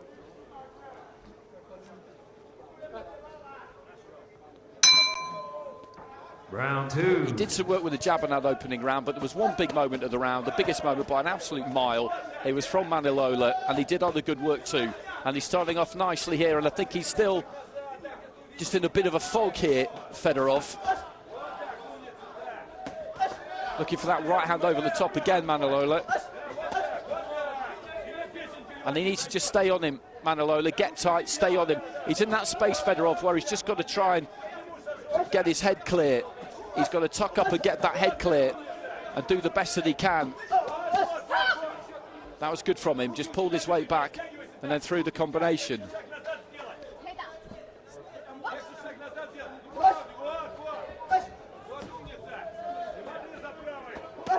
Looking to work the body there, Manilola. I think he's recovering or recovered, Fedorov, but he's still thinking mostly about defence, just keeping that guard tight. Manilola looking to just let those hands go. Nice right hand there from Fedorov, but Manilola again just letting the punches flow. Right hand got through, looks for a big left up top. Needs to keep working here. He's putting a lot into this though, Manilola, that I will say, but he has to win this round. He's dropped that opening round and he's just tucking up, covering up.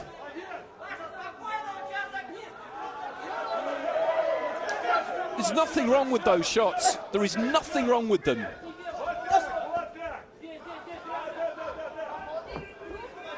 Fedorov just getting backed up again here. Looks for the uppercut twice. Good crisp uppercuts there from Fedorov. And he's hanging in there, the Serbian. And now beginning to find the target a little bit himself. And Manilola has put a lot into this second round. And maybe Fedorov could just start to come back at him in the final minute of it. Nice little flurry again there. But Manilola up to this point has dominated this round.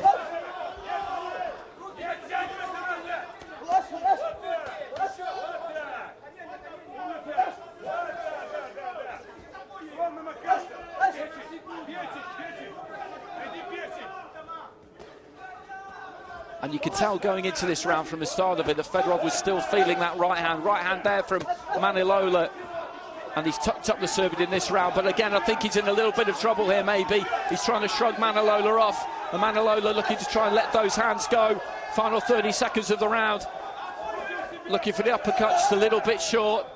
And Fedorov realising that he needs to start punching again. Looks to try and get hold of Manilola.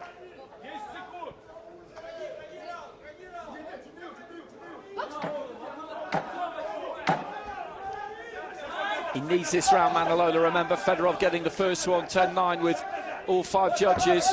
which is not how I would have scored it myself, but that's not relevant.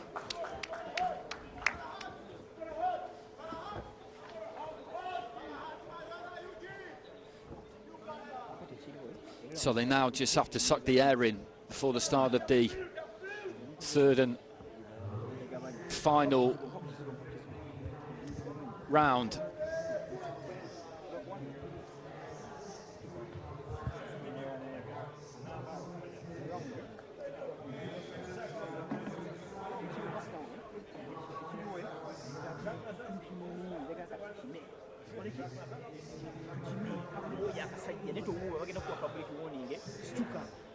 Good uppercut there from Fedorov. He threw a couple of those in that round.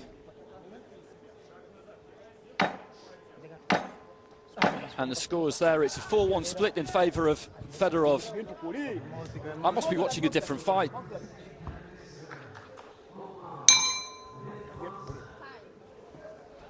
Third and final round. So into the third and final round. Fedorov with a 2-point margin with 4 of the judges. The other card level, so Manilola needs something big here.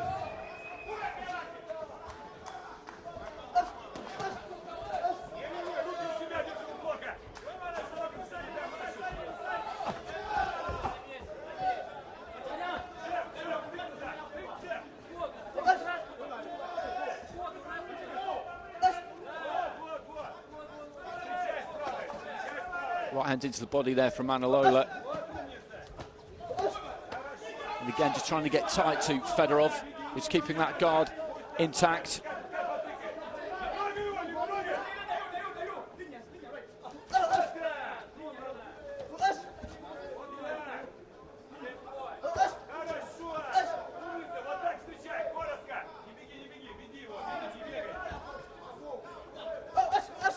Looking for the 1-2 there, Fedorov. Didn't quite land it.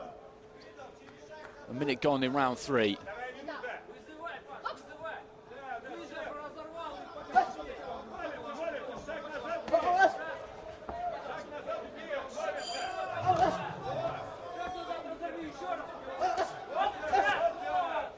Short with the left hand there, Manilola. And he's been on the front foot for the entirety of that second round, most of that first round after he hurt this man with the overhand right.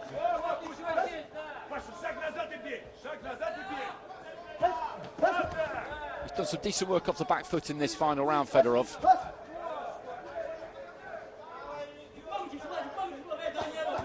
Right hand into the body there from Manilola. Slightly jaded look about him in this final round.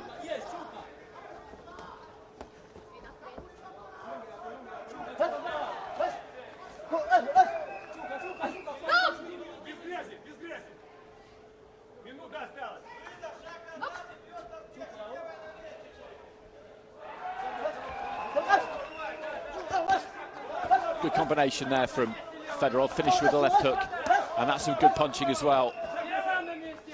He's finishing well here, the Serbian fighter.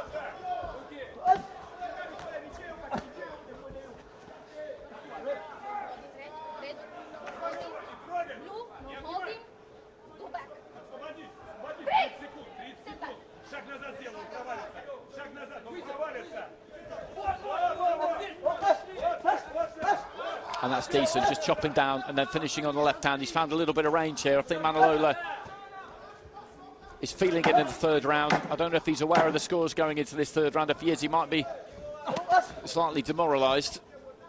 Final few seconds. And there goes the bell. I would go with Fedorov in that third and final round. I thought Manilola won the first 2. That's not how the judges scored it. He had a 2-point lead with 4 judges going into that final round, and Fedorov is going to get the decision here.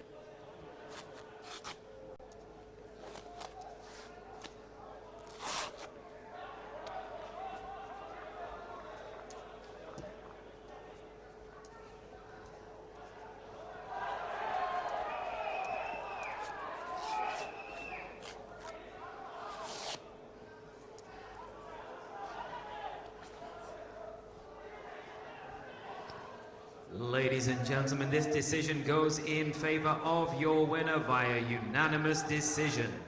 In the red corner, representing Serbia, Pavel Fedorov.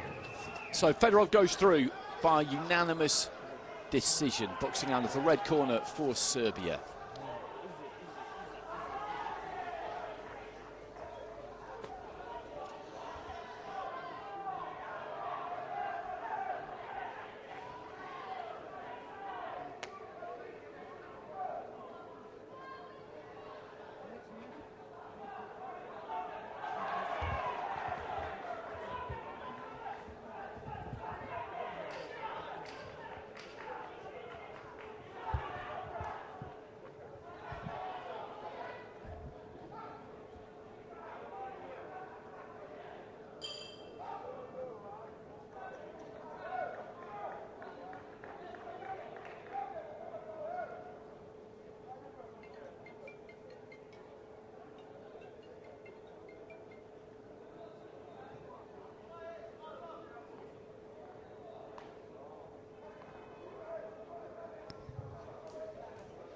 Ladies and gentlemen, our next contest in Ring A is in the 63.5 kilogram light welterweight division. And your referee in charge of the action from Tajikistan is Akmaljon Abdullayev.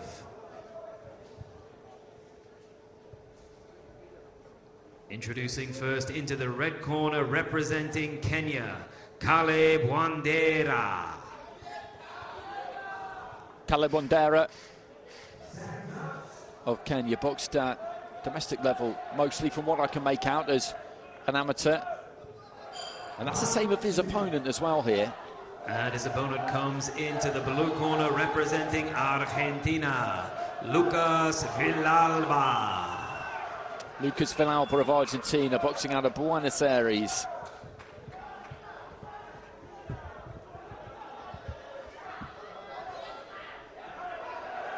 Your judges for this contest come from Serbia, Kyrgyzstan, Azerbaijan, Sri Lanka, and the United Arab Emirates.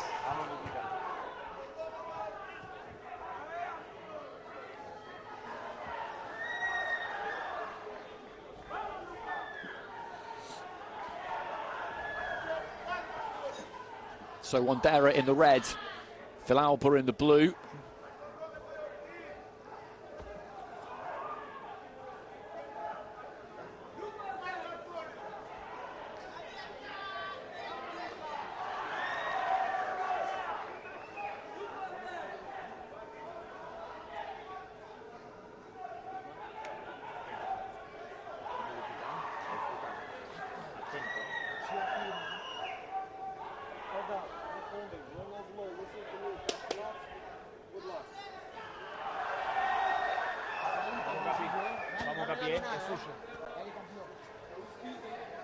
So this again in the light welterweight division, we've got the light middleweights to come after this. It's been good action in this session. Round one.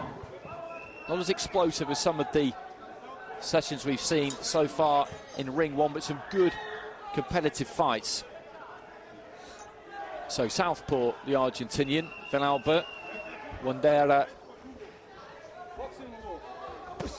out of the orthodox stance.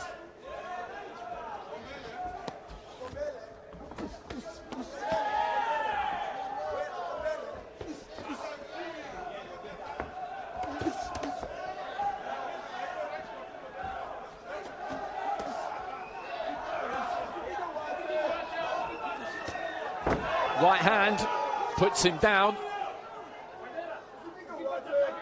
and the referee just wipes the gloves off and decides that that isn't a knockdown. There was a tangle of feet there, definitely, but I think the punch started it. And in that instance, I always feel like the referee is justified in giving a knockdown, but that's not generally the case in this code. We've had a few of them in this ring over the last few days, and when there's that kind of entanglement, the knockdown generally is not called. And in any case, as discussed previously, whilst in pro boxing, a knockdown will almost automatically trigger a 10-8 in favour of the fighter who scores it. That is not the scoring criteria in elite international amateur boxing. Midway through round 1. And he's bringing the heat here, Wandera. Good short left hand on the inside there, though, from Villalba. Right hand from Wandera. Heads maybe coming together on the inside. He looks a bit uncomfortable there, the Argentinian fighter, having a bit of a moan and a groan. And Wandera will like to see that.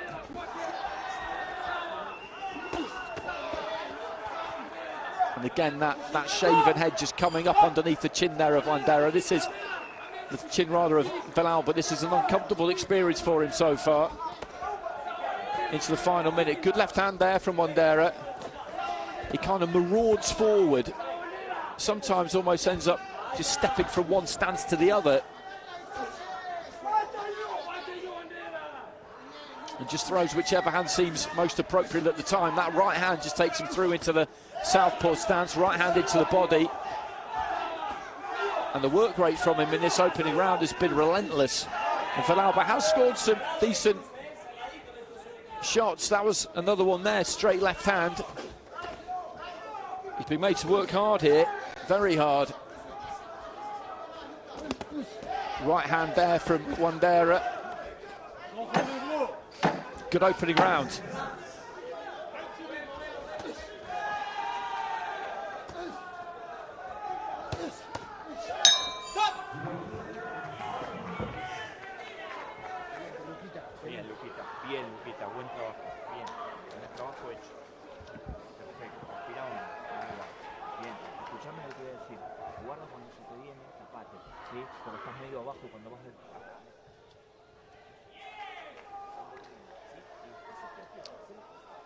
Well, that was the right hand that landed, and then you could see that he tripped over really the feet of Wandera.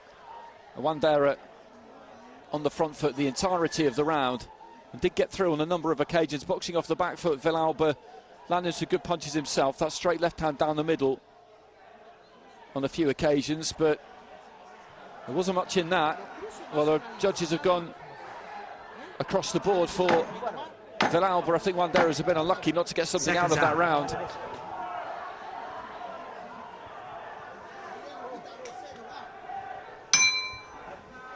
Round 2.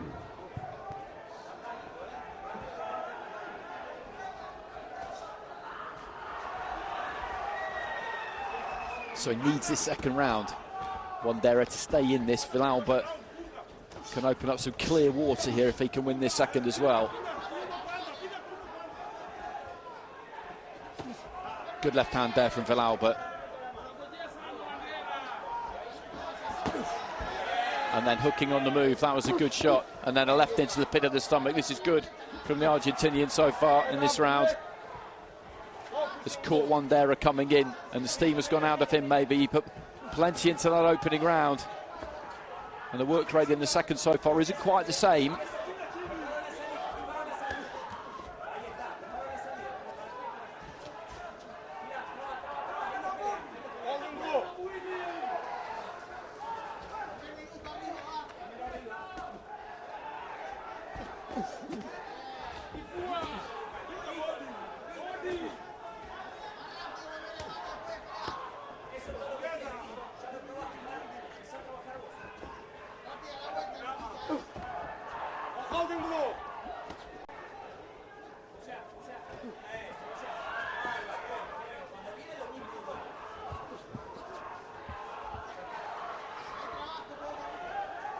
Midway point of the contest.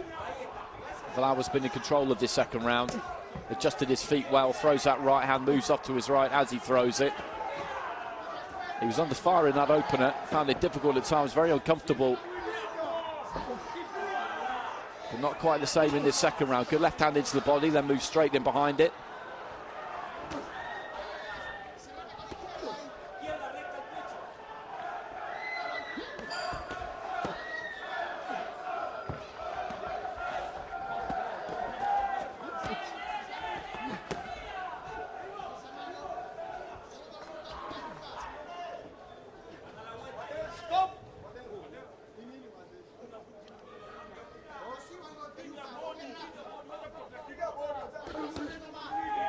Good 1-2 there from Villalba. Heaving those punches in there, Wandera.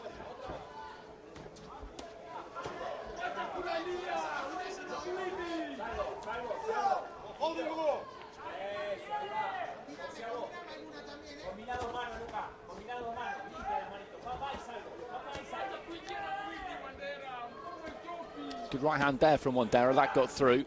Hasn't had too many successes in this second round though, and he needed them because having dropped the first, he had to get something out of this one. It hasn't happened for him. And Villalba is going to take a commanding lead into the third and final round.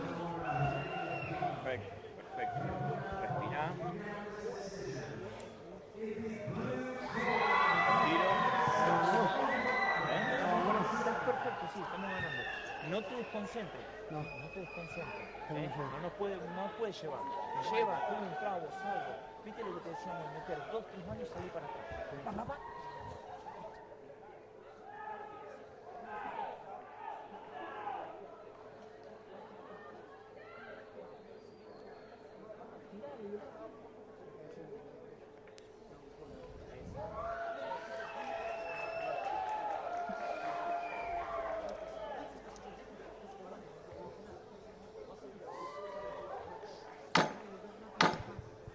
Seconds out. So there's the scoring for the second round. Split scoring actually, 3-2 in favour of Villalba, which gives him final round. That 2-point margin with 3 of the judges. The way I've seen this so far, I thought that first round was really, really close. I thought that Wandera had a good shout at winning that with the pressure he was bringing, and then I thought the second was a clear win for Villalba, for what it's worth, into the third and final round.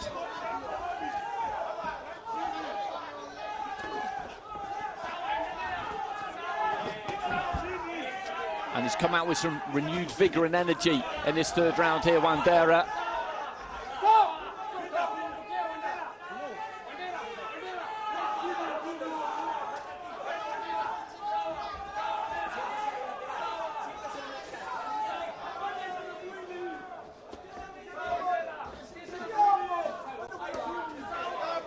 Long right hand to the chest from Wandera. Villalba trying to move off to his right as he threw that right hook, but the door had been closed.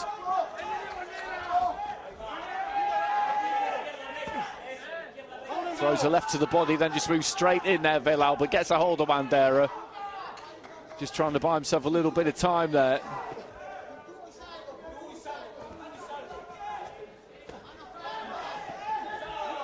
And Wandera again connects with a strong right hand that time. Villalba is being put under a lot of pressure here, and this third round is a lot like the first round. The head's almost coming together. Villalba grimacing a little bit.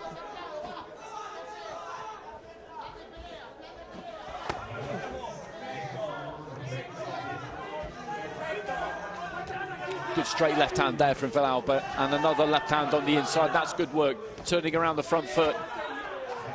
The quality punches in the fight have really come from the Argentinian, but some good volume has come from Wandera in round one, and quite a lot in this round too.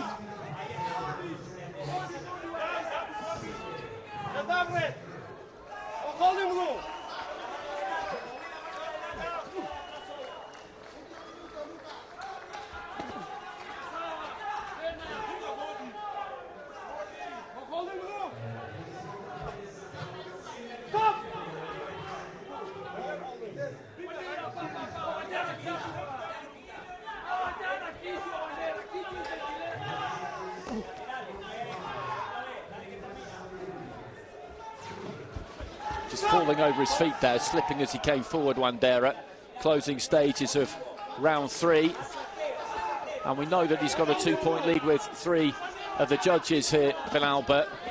Good strong left hand there from him, and I think he's picked the better punches probably in this third and final round. Wandera again has brought the heat, and that's a cheeky little left, isn't it, from Villalba? He almost looks like he's walking in trying to initiate a clinch and then just brought that left hand up. So he's got that clear water between himself and his opponent, but he's finishing well here. The bell goes to the end of the third round. Good fight that, good fight to watch, close fight too. I'd go Villalba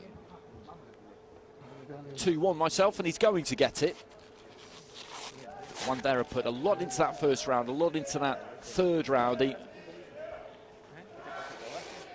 dropped in terms of his energy levels in the second round. The clearest round win, in my eyes, in the fight was the second round, which was Villalba's round.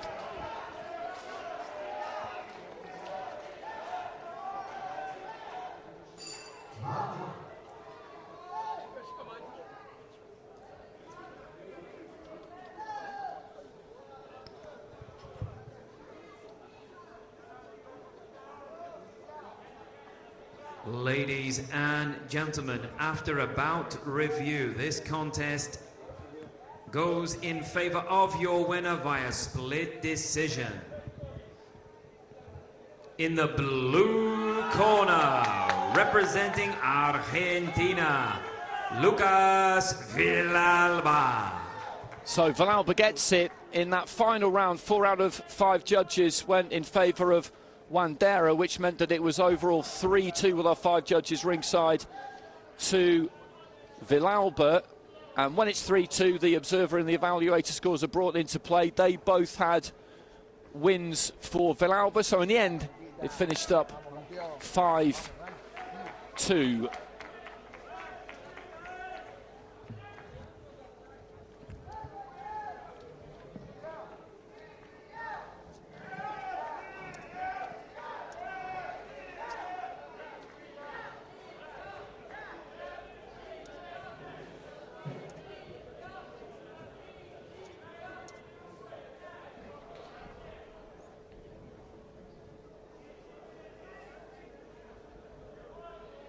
And now we head into the light middleweight division.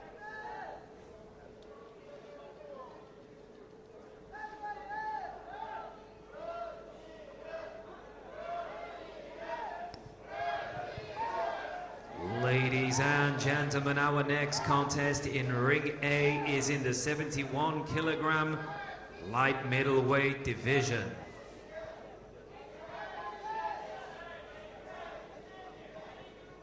Your referee in charge of the action from Afghanistan is Tamim Sultani. Introducing to you first in the red corner, representing Turkmenistan, Bayram Durdi Nurmohamedov.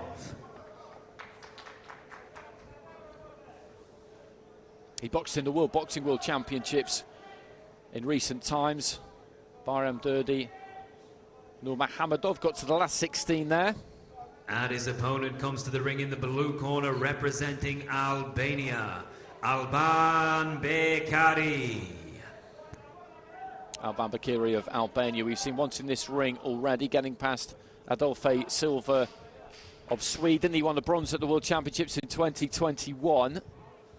As Nurmohamedov just makes his way into the ring. He got a bronze at the Asian Games in 2023, Nurmohamedov. These two have both been around a bit. They've got plenty of top-level experience. Your judges for this contest come from Armenia, Tajikistan, Morocco, Romania, and Tunisia.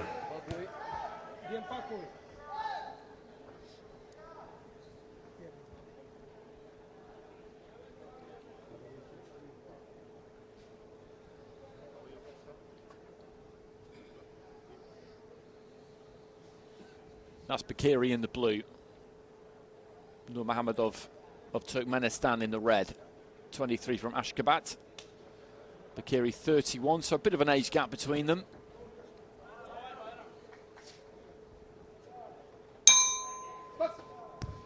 Round 1. And he's aggressive, Bekari.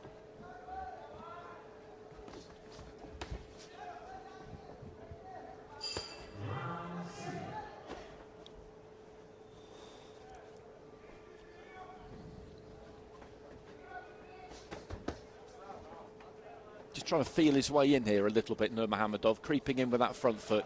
As soon as he gets close enough, though, Bekari will let those hands go. He won't wait.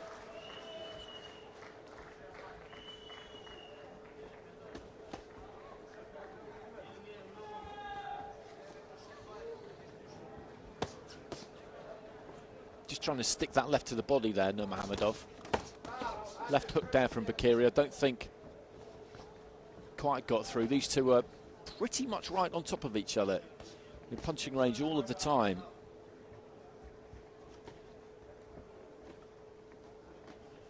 Jab there from Bakiri.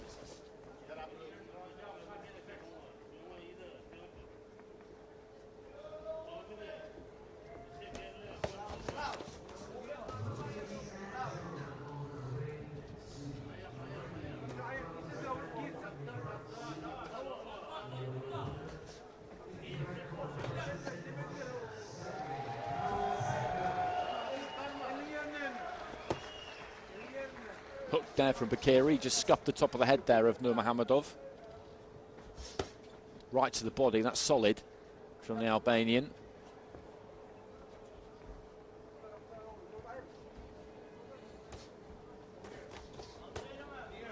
And the hook again there from Bakiri.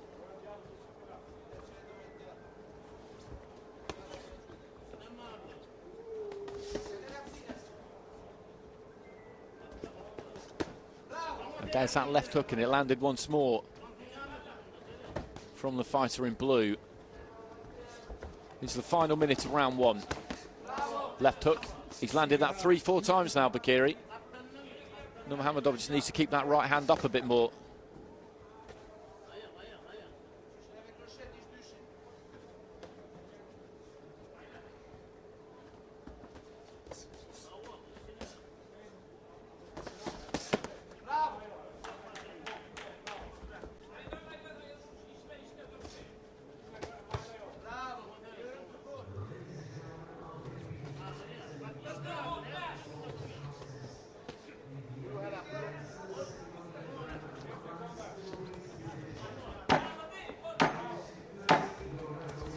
Final stages of round one.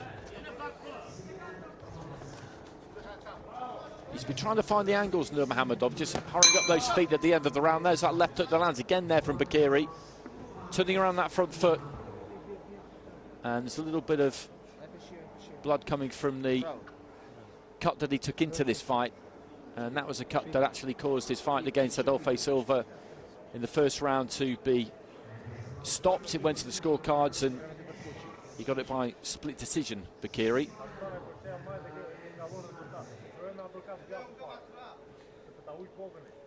Okay.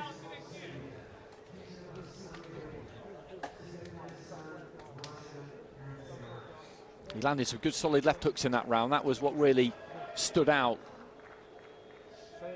Bakiri just landing that left hand a good few times.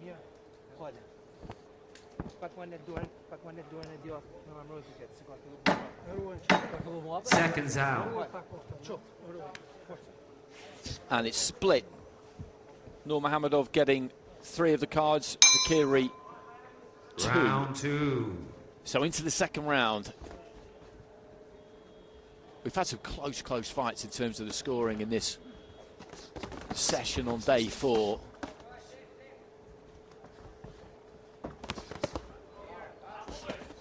Good strong right hand there down the middle from Bakiri, and there's that left hook again.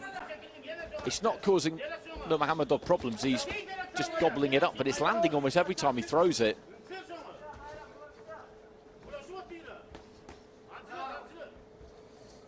Nurmagomedov again just moves around that front foot to try and create the angle, but it's not really worked just yet.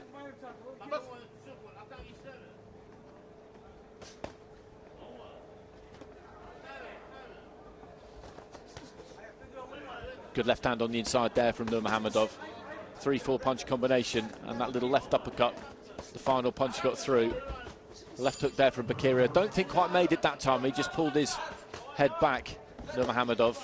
Right hand from Bakiri. This is better from Nurmagomedov. He's just making more of an impact. He catches another left hook there, though, just after he landed his own right hand. He almost managed to pull back out of range, but not quite. And maybe he is just beginning to find those angles as he works around him in that tight semicircle.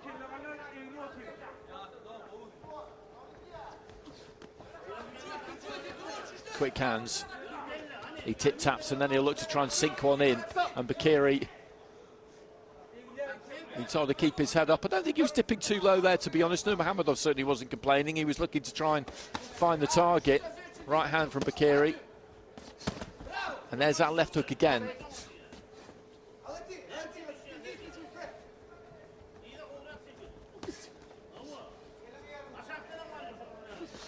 Looking for the uppercut there, Nurmagomedov didn't land it. And when he is tight, when he is really close, it's hard for Bakiri to land that left hook. He needs a bit of room. Straight right hand there for Bakiri. It was a good punch. That's the range he needs it out. There's the left hook again.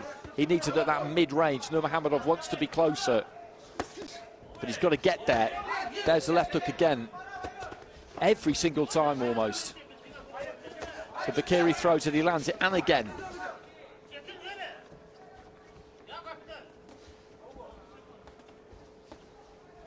And the inability to avoid that left hook is nullifying a lot of the good work that Nurmagomedov is doing into the final 30 seconds of round 2.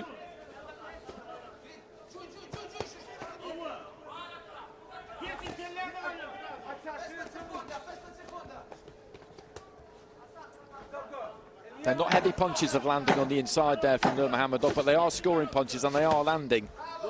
Left hook was maybe slightly short there. Final stages. 3-2 split in favour of Nurmagomedov with the scoring at the end of round 1. So this is critical, what we get here.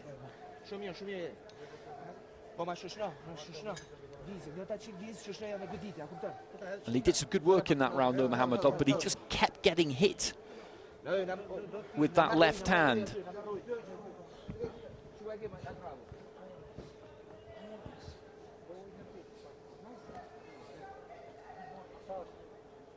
There it is. Rinse and repeat, just keeps throwing it. And when he's got enough room to throw it, that's when it lands. When he gets tight, he doesn't really have enough space, and that's when Nurmagomedov, with those quick little hands, can just get going.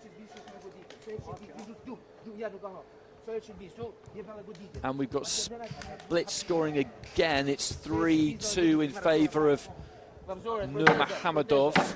Seconds out.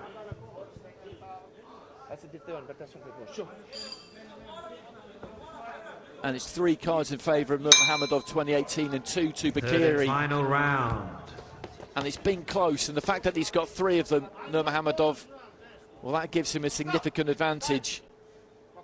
Because with a 2-point lead, this has been tight, and the cut that he brought into the fight is opening up. And the doctor will have a look at it. The blood's running clear of the eye, so it's not affecting his vision at all, and they'll just look to tidy this up a bit. As I say, it's been a close fight. I'm not arguing with the scorecards, really. It's just that that left hook that he's thrown, Bakiri, he's landed it so many times.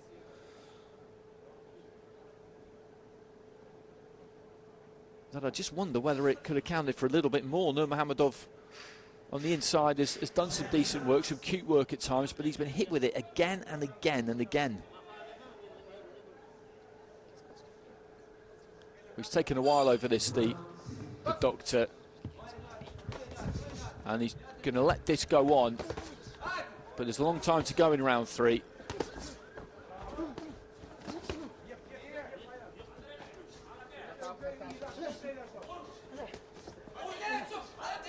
And that's where he's at his most effective, Nurmagomedov. There's that left hook again.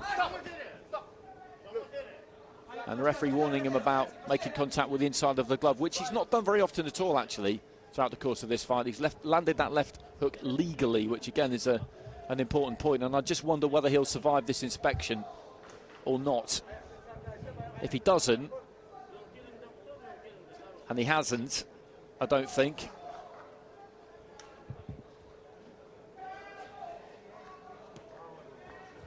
and the fight is over.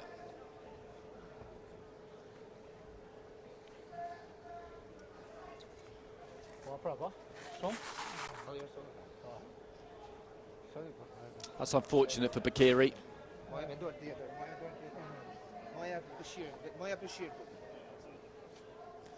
And it's going to be a bout review.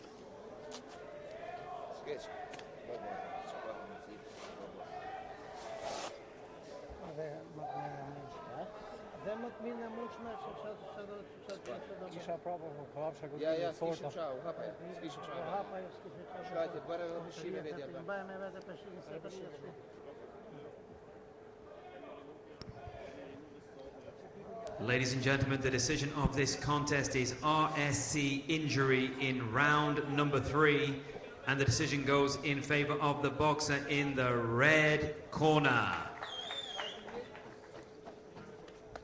And so Nurmagomedov gets it, basically. Representing Turkmenistan, Bayram Durbe Nurmagomedov.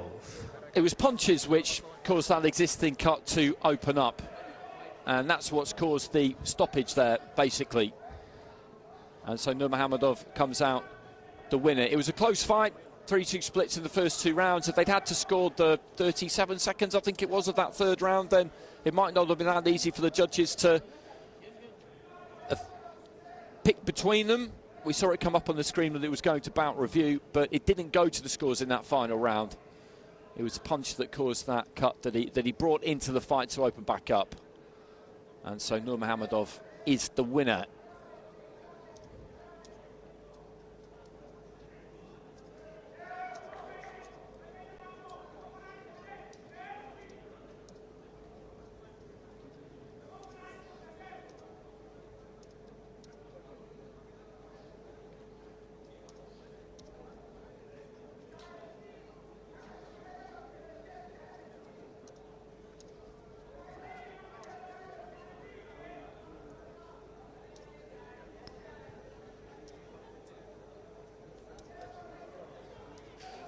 Ladies and gentlemen, our next contest in Ring A is in the 71-kilogram light middleweight division.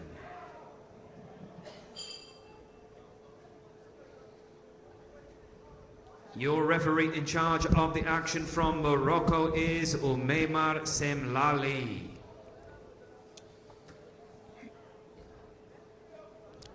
So we carry on in the light middleweight division.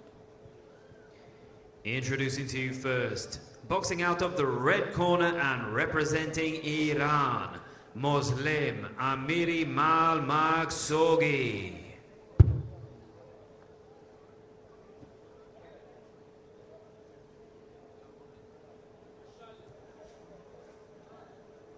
And his opponent boxes out of the blue corner representing Mali, Fousseni Traore.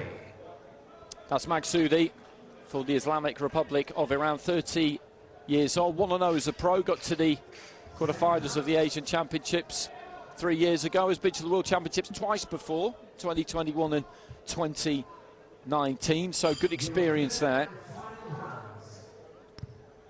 Your judges for this contest come from Sri Lanka, Serbia, Kyrgyzstan, Egypt and Latvia. And in the blue corner, just standing at the bottom of the steps at the minute, is Fousseni Traore, 20 years old. Here he comes, competed mostly at domestic level, but we've seen that from a few fighters. People are making a step up.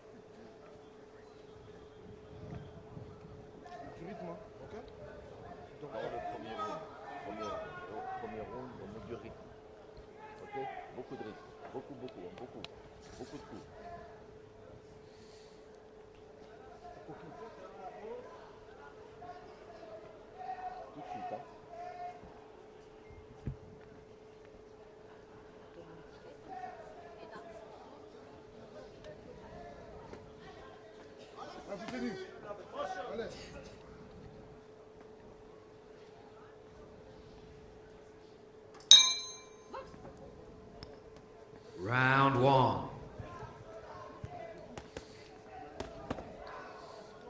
He's a big light middleweight, Muslim Maghsoudi, isn't he, when you look at him there. He's boxing in the red. Traore is in the blue. Traore just sneaking a right hand into the body early on. Maghsoudi just rumbling those hands on the inside. And again, these two right on top of each other. They're not going to have to go looking for each other, that's for sure.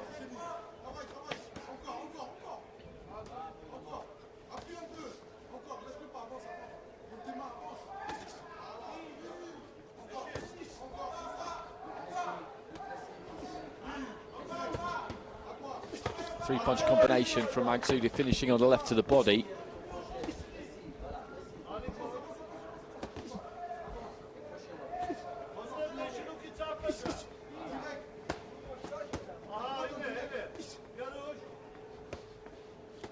Left into the pit of the stomach there from Maghsoudi. Just having the better of it on the inside.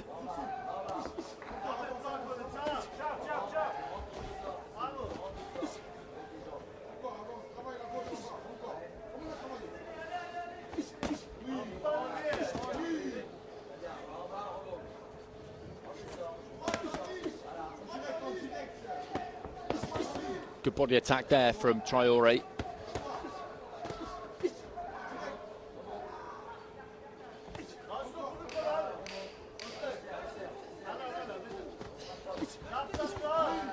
Nice right-hand counter there from Maghsoudi as he was on the retreat. Traore again just goes to the body. Heading into the final minute of round one. It's a good fight, this. Trading blows close up, skill level's good. Right hand there from Traore was a decent shot.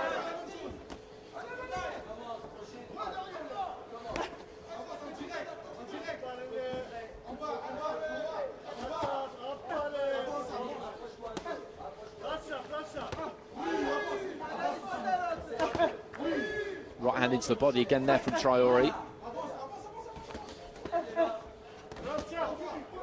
Maghsoudi's got the quicker hands. Left to the body from him.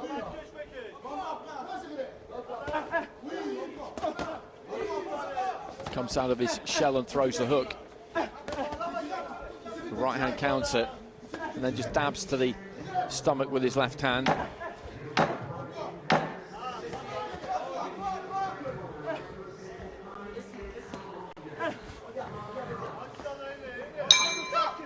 The bell goes to the end of the first round, and that was intense. There was a high work rate from both of those two in that opening round.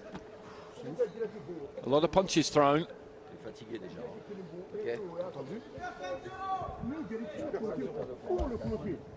Maghsoudi more often than not had the final say in that series of arguments that they had.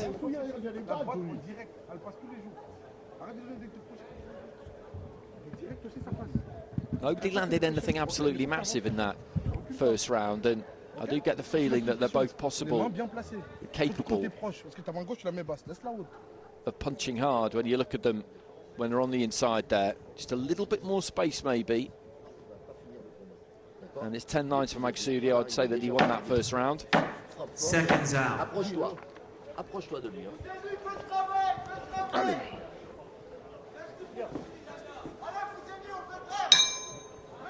Round two.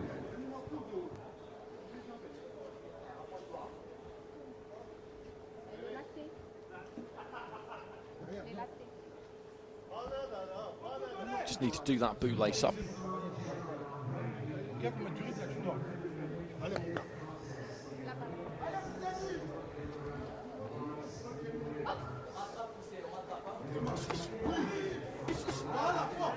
He covers up fairly effectively, Maghsoudi, but he does leave a little bit of gap behind those elbows, and that's what Traore's looking for. That's where he's going, because he knows he's got that guard, he's got it tight to the sides of his head, but it does just expose enough there for him to be able to hit the target, which is what he's been doing at the start of the round, and he's come out strong here. Maybe they told him that he dropped that first round, and therefore he really needs this second one. He's put a lot into the opening 30 seconds here.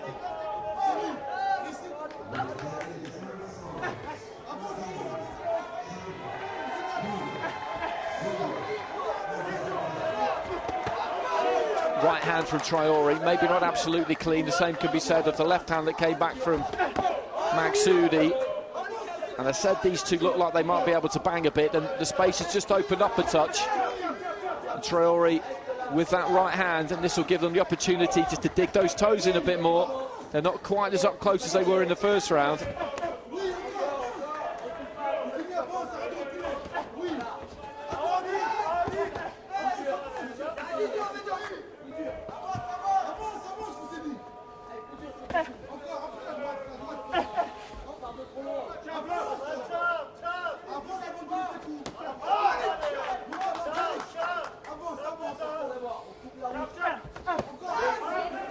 to turn in there. Magsoudi then threw that right hand, span around the front foot and threw the right hand. Traore couldn't quite find the target with that left and swung himself off balance slightly. Heading towards the final minute of round one, really pursuing Magsoudi across the ring, showing plenty of intent here. Traore, he knows he needs this one, I think. And he's taken the centre of the ring, he's really made the running. Good body work there from Traore. Magsoudi comes in from distance, gets a hold of him and then shrugs him off. I thought he might be looking for a clinch there, the Iranian, and maybe a little bit of a breather. Good right hand there from Traore. Magsoudi though comes punching off the ropes. He was just caught on his heels a bit when he shipped that right hand.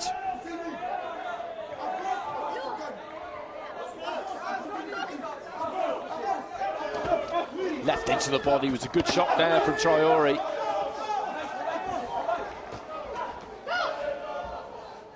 And he's really brought it in this second round, the man from Mali.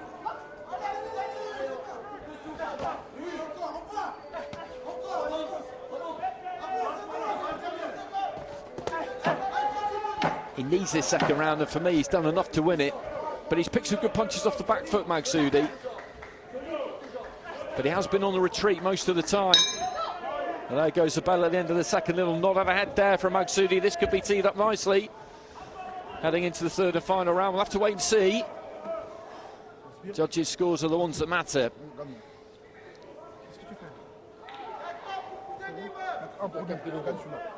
Dernier round, là, si tu gagnes, c'est toi le deuxième. Okay. Il faut faire un grand troisième. Il est fatigué, lui. Ok, il a rien. Arrête de. And they're saying in that Mali corner, we need a big third round. He's tired. That's what they're saying about Magsoudi. Even my rudimentary French told me that. Because he brought the heat in that second round and he kept it on him right until the end of the round. So 10-9 all the way for Magsoudi in that first round. Remember, what have we got in the second? And it's 10-9, 4 10-9s for Traore, 1 for Magsoudi. So that means that Magsoudi is cleared by 2 points with 1 judge. The other 4 cards are level. Third and final round. So it's all up for grabs. Magsoudi with a slight advantage of those 4 cards, those 4 draws. Traore needs 3 of them. Magsoudi needs 2 of them. Couldn't be better set for this third and final round. Traore in blue, Magsoudi in red. Magsoudi trying to land that left hand and get off the ropes, but then it's just pushed back into the corner, slips off to his left hand side. Traore trying to put some mustard on that right. And again goes down to the body. Magsoudi's responding in a way that he didn't in the second round because he knows that he must in this third and final round. He was on the ropes and he just gets in there. Magsoudi grabs his man, walks him back to the other side of the ring.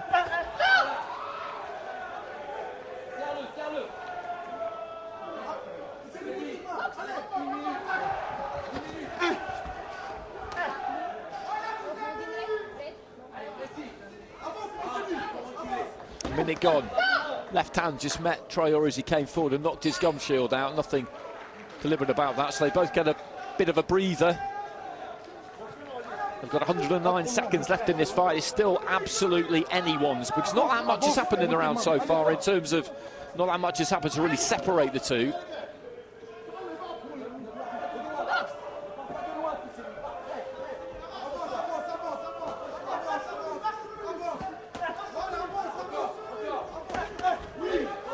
Left to the body and then tried to rip to the body with the right. Traore was a little bit short. Right hand off the ropes and the left hand from Magsoudi. Picked a couple of punches well there. Traore still trying to go down to the body.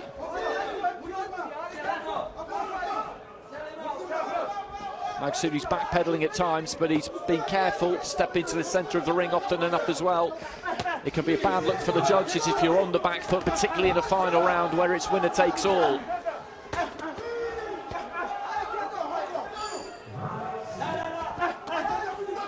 Traore just a little bit ragged as he comes forward now. He's swinging a lot, but he's missing a lot too. Final minute.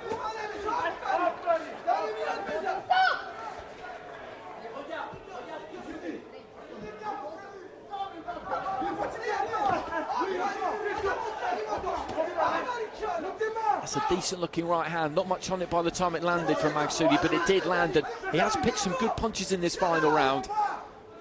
Maybe he is a little bit tired, but he's been cute, he's been clever, I think, in the way that he's gone about this. And yes, Traore has looked to put the pressure on, but I don't think he's really landed that much. Maghsoudi with that slender advantage. He had a 2-point lead with one of the judges. That will stay his. So he's 1-0 up, if you like. And those 4 drawn cards are the ones that matter. He needs 2 of them. Traore needs 3 of them. Last few seconds of the fight. And there goes the bell. Good straight right hand, right on the bell. Landed. Good contest. Good contest. I wonder where the confidence levels are in the Mali corner. They seem pretty confident, and he worked very hard right up until the very end, but you're looking for clean punches. That's what you're looking for. Maghsoudi maybe looks slightly downcast there. Bout review. This one is going to a bout review. That means it's 3-2. That means it's 3-2 with the 5 judges at ringside.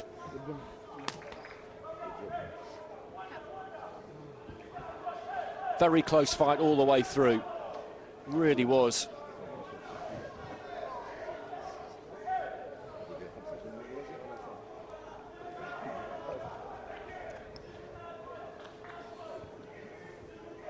Ladies and gentlemen, after a bout review, this contest goes in favor of your winner by a split decision.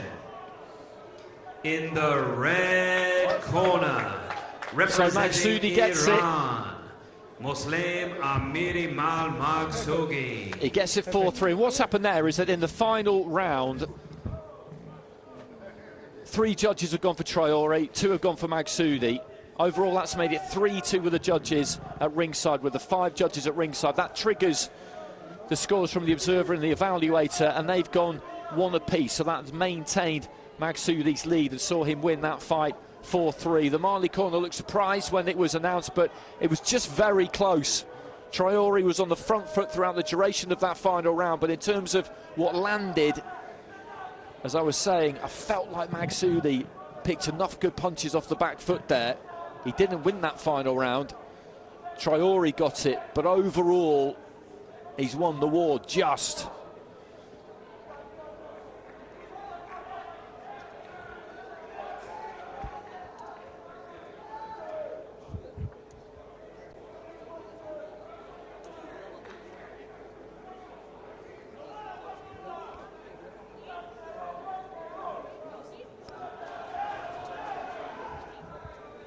Ladies and gentlemen, our next contest in Ring A is in the 71 kilogram light middleweight division.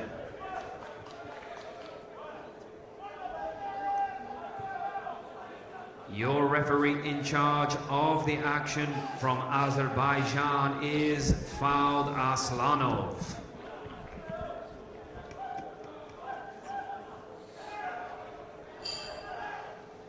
Introducing to you first, coming into the red corner, representing Sri Lanka, Gidara Rupasra.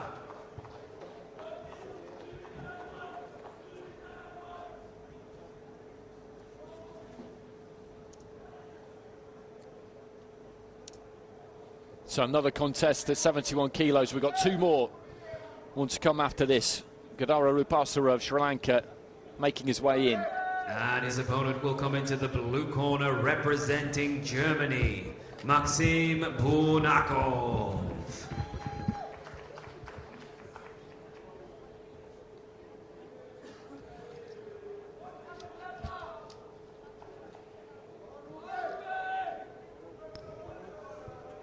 Your judges for this contest come from Romania, Kazakhstan, Italy, Colombia and Tajikistan.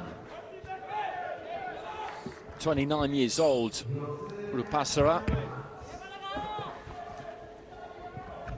Making his way into the ring on the other side is this man, Maxim Bunakov, who is 21. He boxed at the European Under-23s earlier this year.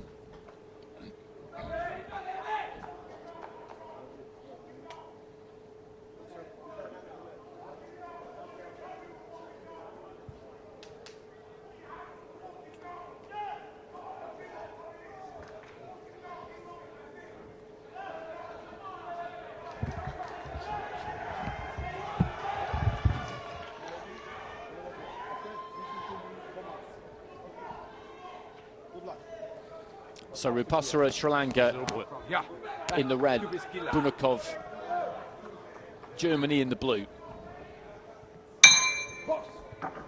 Round one.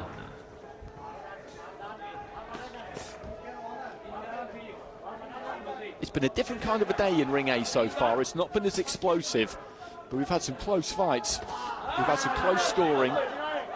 We've had some good contests.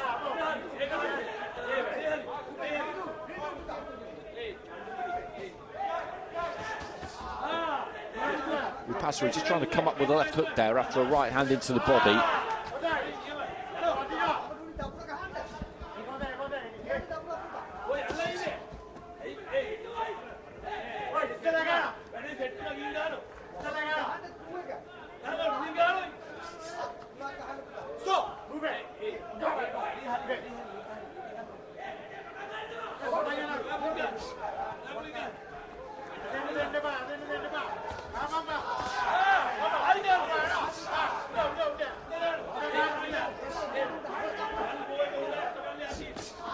Comes in with that right hand again there, Rupasara, but it slides over the shoulder of Bunakov. Chopping right hand there from the Sri Lankan, that did land.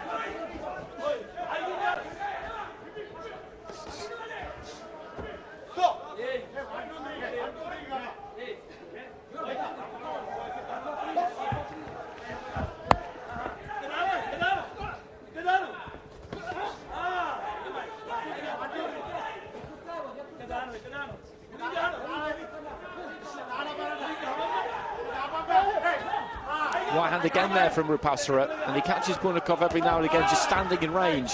He's not done enough in this round so far, the German. He needs to up it a bit. He's allowed Rupasara to dictate terms for the most part, heading into the final minute of the opening round.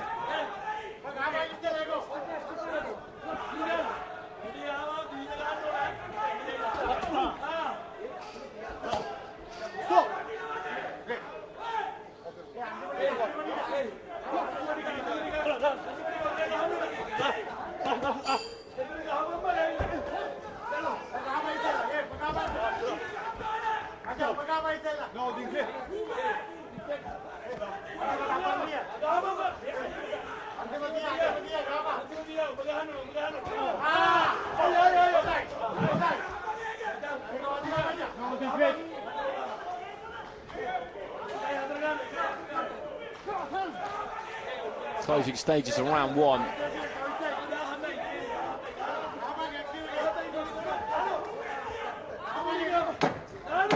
Little feint there from Rupasara again, looks to try and come in behind that right hand.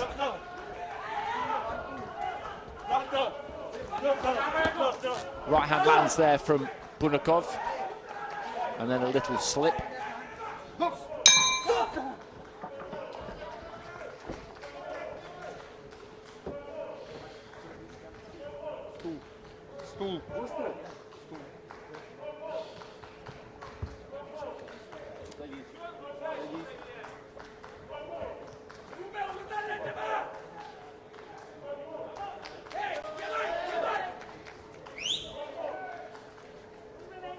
It was Rupasara for me with a couple of decent looking right hands, some solid right hands. There was one. I think that just about did enough for him in that round. Wasn't a lot in it though. Split scores, so Rupasara gets it, 3 rounds to 2, so a very slender advantage. You see him in the corner, sucking the air in to the end of round 1 there, Rupasara. And I think Bunakov needs to work a bit harder. That's what I felt throughout the course of that opener. Round 2. And if he does that, then I think he might be able to put Rupasara under some pressure here. The way he was in the corner between rounds there, I do wonder about the gas tank, but different people have different looks, don't they? Some people look knackered after about 10 or 15 seconds, but keep going all the way through. Others look absolutely full of energy and then fall apart. It's a very individual thing. Good right hand there from Rupasara, and then follows it up with a left, climbed into those nicely.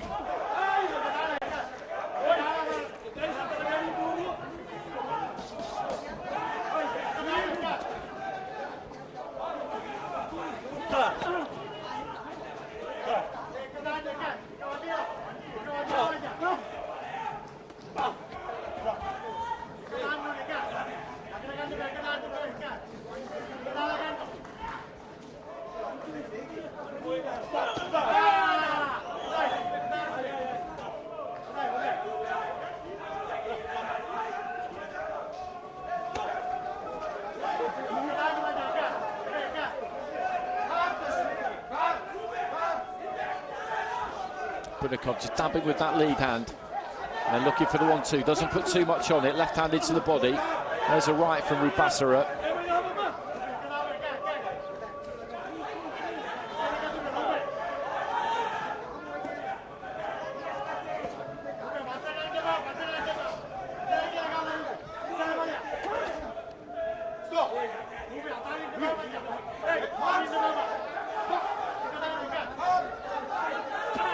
Right hand there from Rupasara was a good shot, dipped off to his left-hand side, threw it just slightly over the top, and Bunikov stood there and watched it, hit him straight in the face.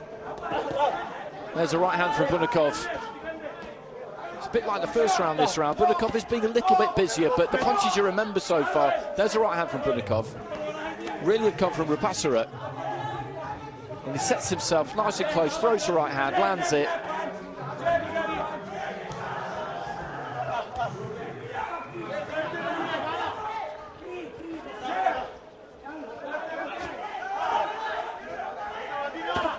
Good left hand there from Rupasara. And again, that's an eye-catching punch. Big, solid shot. 30 seconds left in round 2.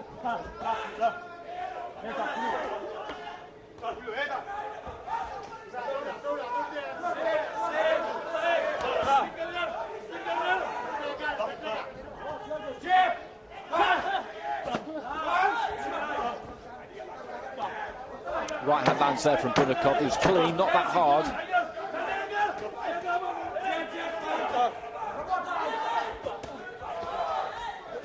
Well, there goes the bell. Again, it's pretty tight. Pretty tight. And that second round, he was busier in that one, Bunikov, definitely.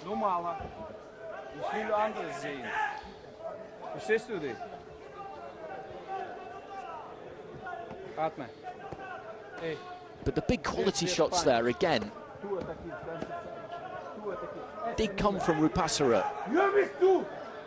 We've got split scoring in the first round. We'll see what we get in the second.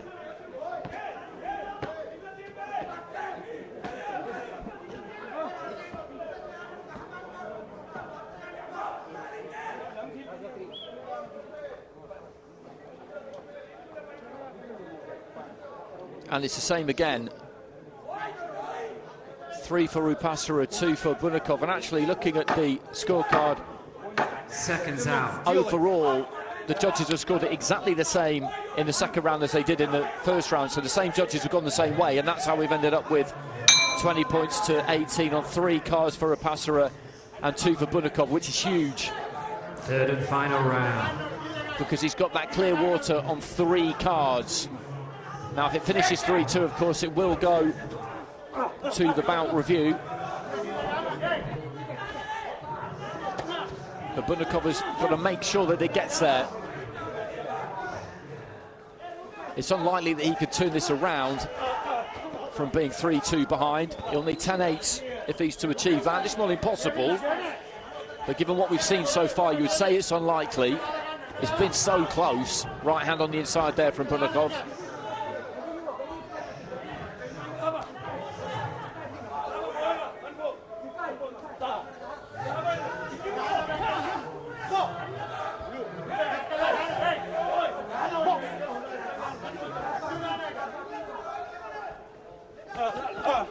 Right hand from Bunikov got through.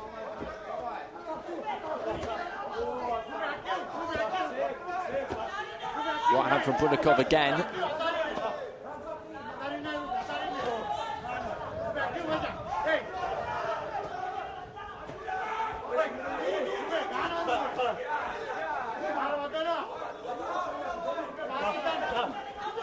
Bunikov just needs to let his hands go a bit more here.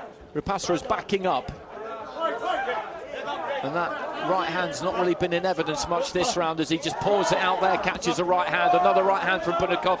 He needs to pour it on here. He's got 80 seconds plus remaining, and Rupasara, I don't know if he's got all that much left. I did wonder about that engine, the way he was looking in the corner at the end of the first round, and he needs to dig in here a bit because Bunikov can win this round, and if he finishes strong here, he can maybe win it clearly. Remember the scoring, 10-9 for a close round win, 10-8 for a clear round win, 10-7 for a very clear round win. It's a subjective thing. but he's got to finish strong here. Really strong. He's one of these fighters, you've got to get up in the ring and shake him sometimes, because he's landing some good shots, but there needs to be more urgency here.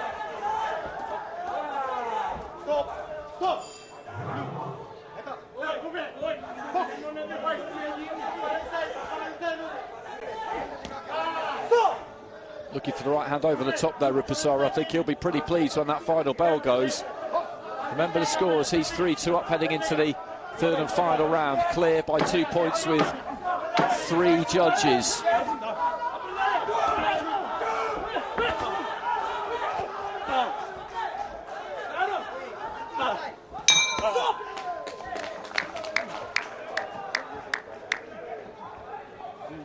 Actually, looking at those scores from the second round, I think there's been an alteration to the scores from the second round, because actually heading into that final round it was 2 apiece. 20 points to 18 on 2 cards for each of them and 1 drawn. And it goes to the bout review.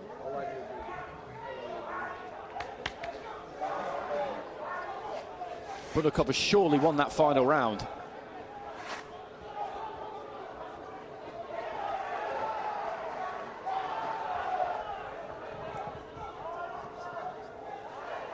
I don't see how he can't have. He'll have swept that 5-0. I'm absolutely convinced of it.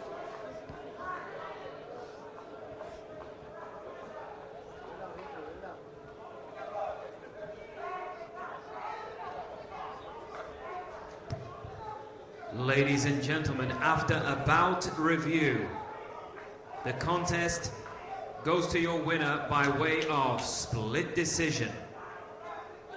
In the red corner, representing Sri Lanka, Gidara Ripasra.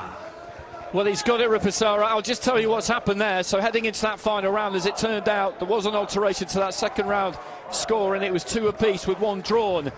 Budokan has won all 5 of the cards in the final round, which was what had to happen. So he had it on a 3-2 split with the 5 scoring judges at ringside. The evaluator and the observer both went for Rupasara to turn that 3-2 and flip it the other way to a 4-3 for Rupasara. And that, well, that is as close as it gets. But it's the Sri Lankan who goes through.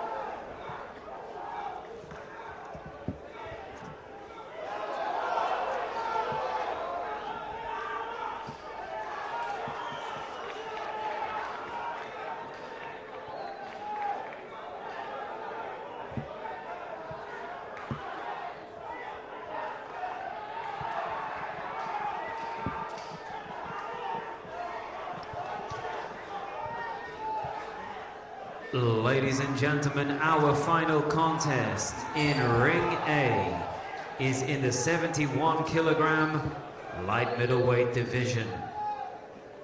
And your referee in charge of this contest from Serbia is Marija Petkovic. So a final fight of the session. Introducing into the ring first, in the red corner, representing Zambia, Jonathan Mwenga. Quarter-finalist at the All-Africans in 2024, Jonathan Mwenga.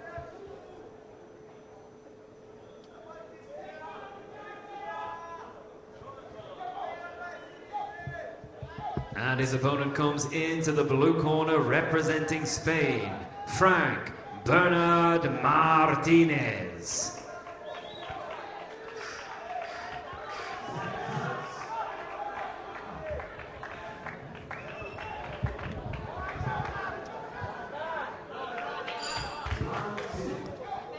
Your judges for this contest come from Armenia, Afghanistan, Egypt, Sri Lanka and the United Arab Emirates.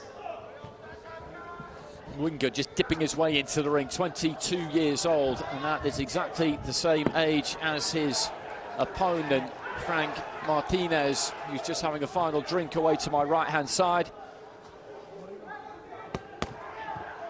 Southpaw climbing those steps. He got to the last 16 at the World Championships in September, so that's a good showing. And boxed at the Europeans in 2024.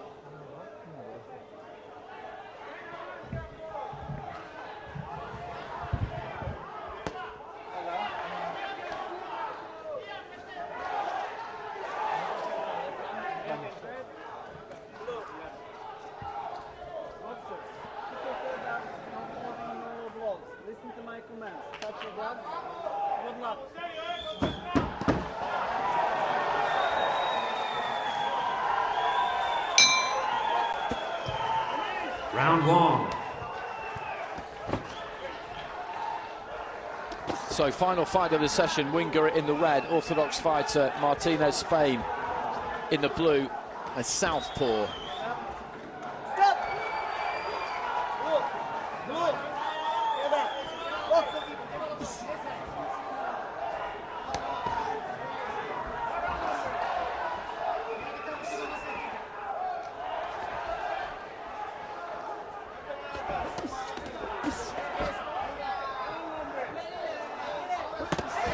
Strong right hand there from Winger.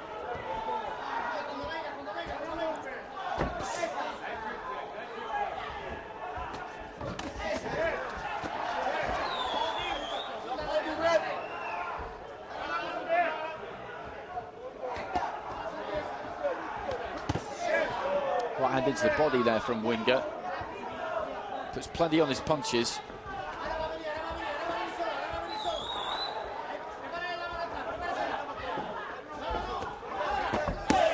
Again, follows through with that right hand. Good left hand to the body there from Martinez. Just took the weight back and landed a solid shot, and he almost did the splits there. Winger, that front foot just slipped a bit. Midway through round one.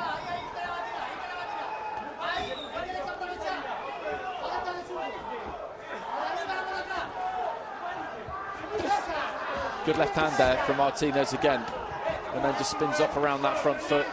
To southpaw there, very briefly. Winger now back to orthodox. There's that left hand again from Martinez, and he's just beginning to get the measure, I think, of Winger. He had a look at him for a bit, that aggressive start, just trying to figure out exactly how best to handle it. And I think he's happy enough from Winger to throw that right hand, because he feels he can just pull out slightly, Martinez, and land the left hand as he does there.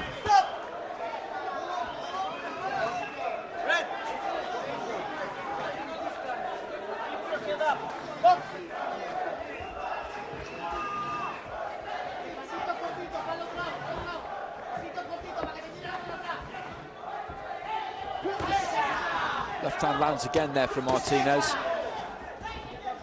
And as he pulled back onto the ropes, he just sliced it down the middle one more time.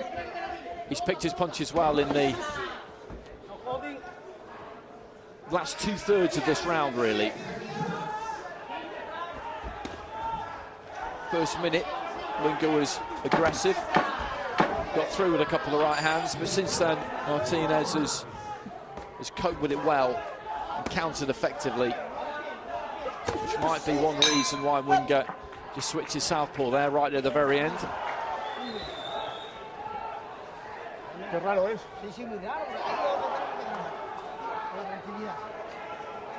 Tiene que dar pequeños pasitos cortitos. Izquierda, izquierda. Cuando te la tire, la pasa, no va el pasito lateral y te pasa con tu recto. ¿Vale? No te quieras. Tienes que estar con pequeños pasitos cortitos para que te la tire. Ahí, para la izquierda, para que tire para atrás. Y cuando se ponga de zurdo, como la atrás cruzada, ¿vale? Termina con tu mano adelante.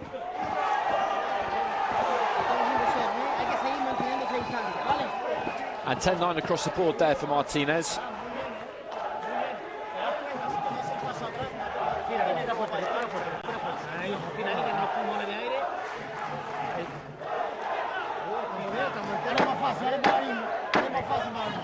Seconds out.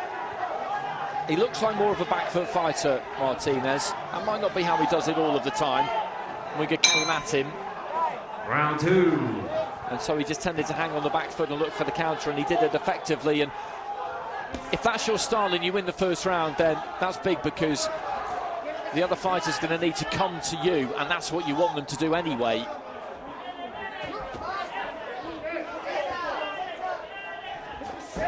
Long right hand there from Winger, I think just about made it.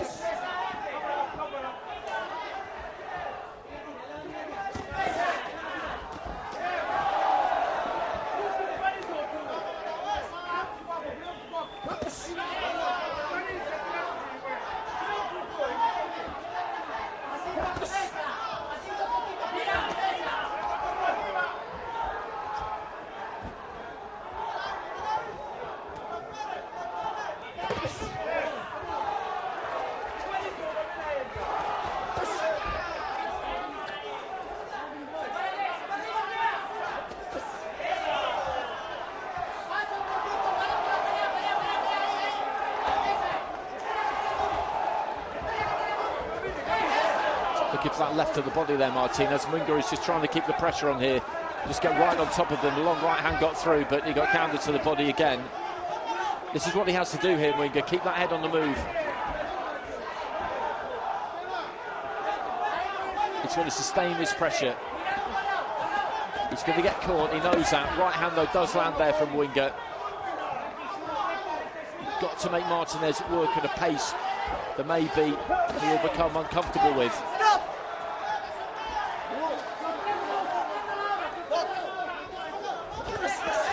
Looking for the left hand into the body there, Winger.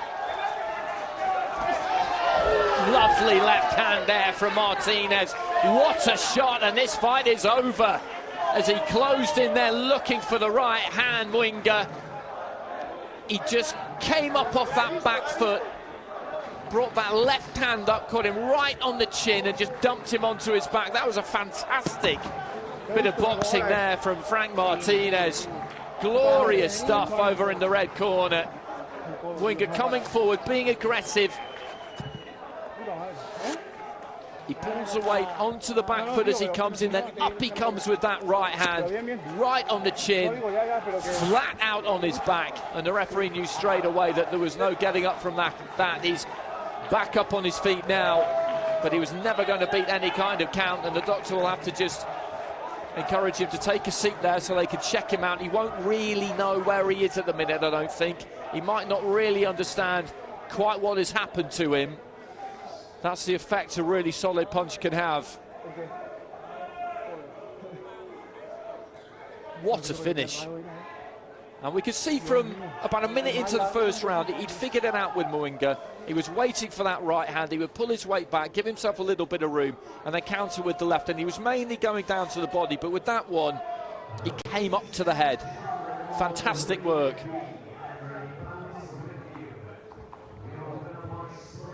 And that is the heaviest knockdown, the most comprehensive knockout we've seen in this ring, and we have seen a few.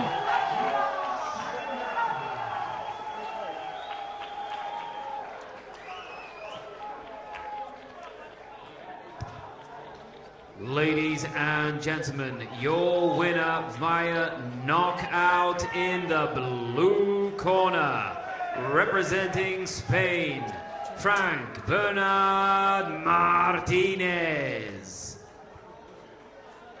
Well, that was highlight reel stuff. Really was. Ladies and gentlemen, that concludes boxing for this session. Boxing will resume at 9 p.m. Repeat, boxing will resume at 2100 hours. Thank you, ladies and gentlemen. Well, let's have another look. As he comes in, Mwinga, he feels like he's got his man in the corner where he wants him. Look at that back foot, just edging back, takes the weight onto the back foot, then springs off it, throws that left hand. And as soon as it landed, and he went down the way he did, you knew that the fight was over. It's a brutal sport, this. It really is. You look at the disappointment on the face there of Mwinga. And as Aki said, we will be back at 9 o'clock. Let's just go through the results table. We had some real close ones today. That was one between Rodriguez and ALLICOCK. Went to the extra scores. And 3 more of them in the second half. The cut opening up for Bakiri. That was the RSCI. And then that knockout. What a shot, and what a way to finish the session. We will see you back here in about 50 minutes or so.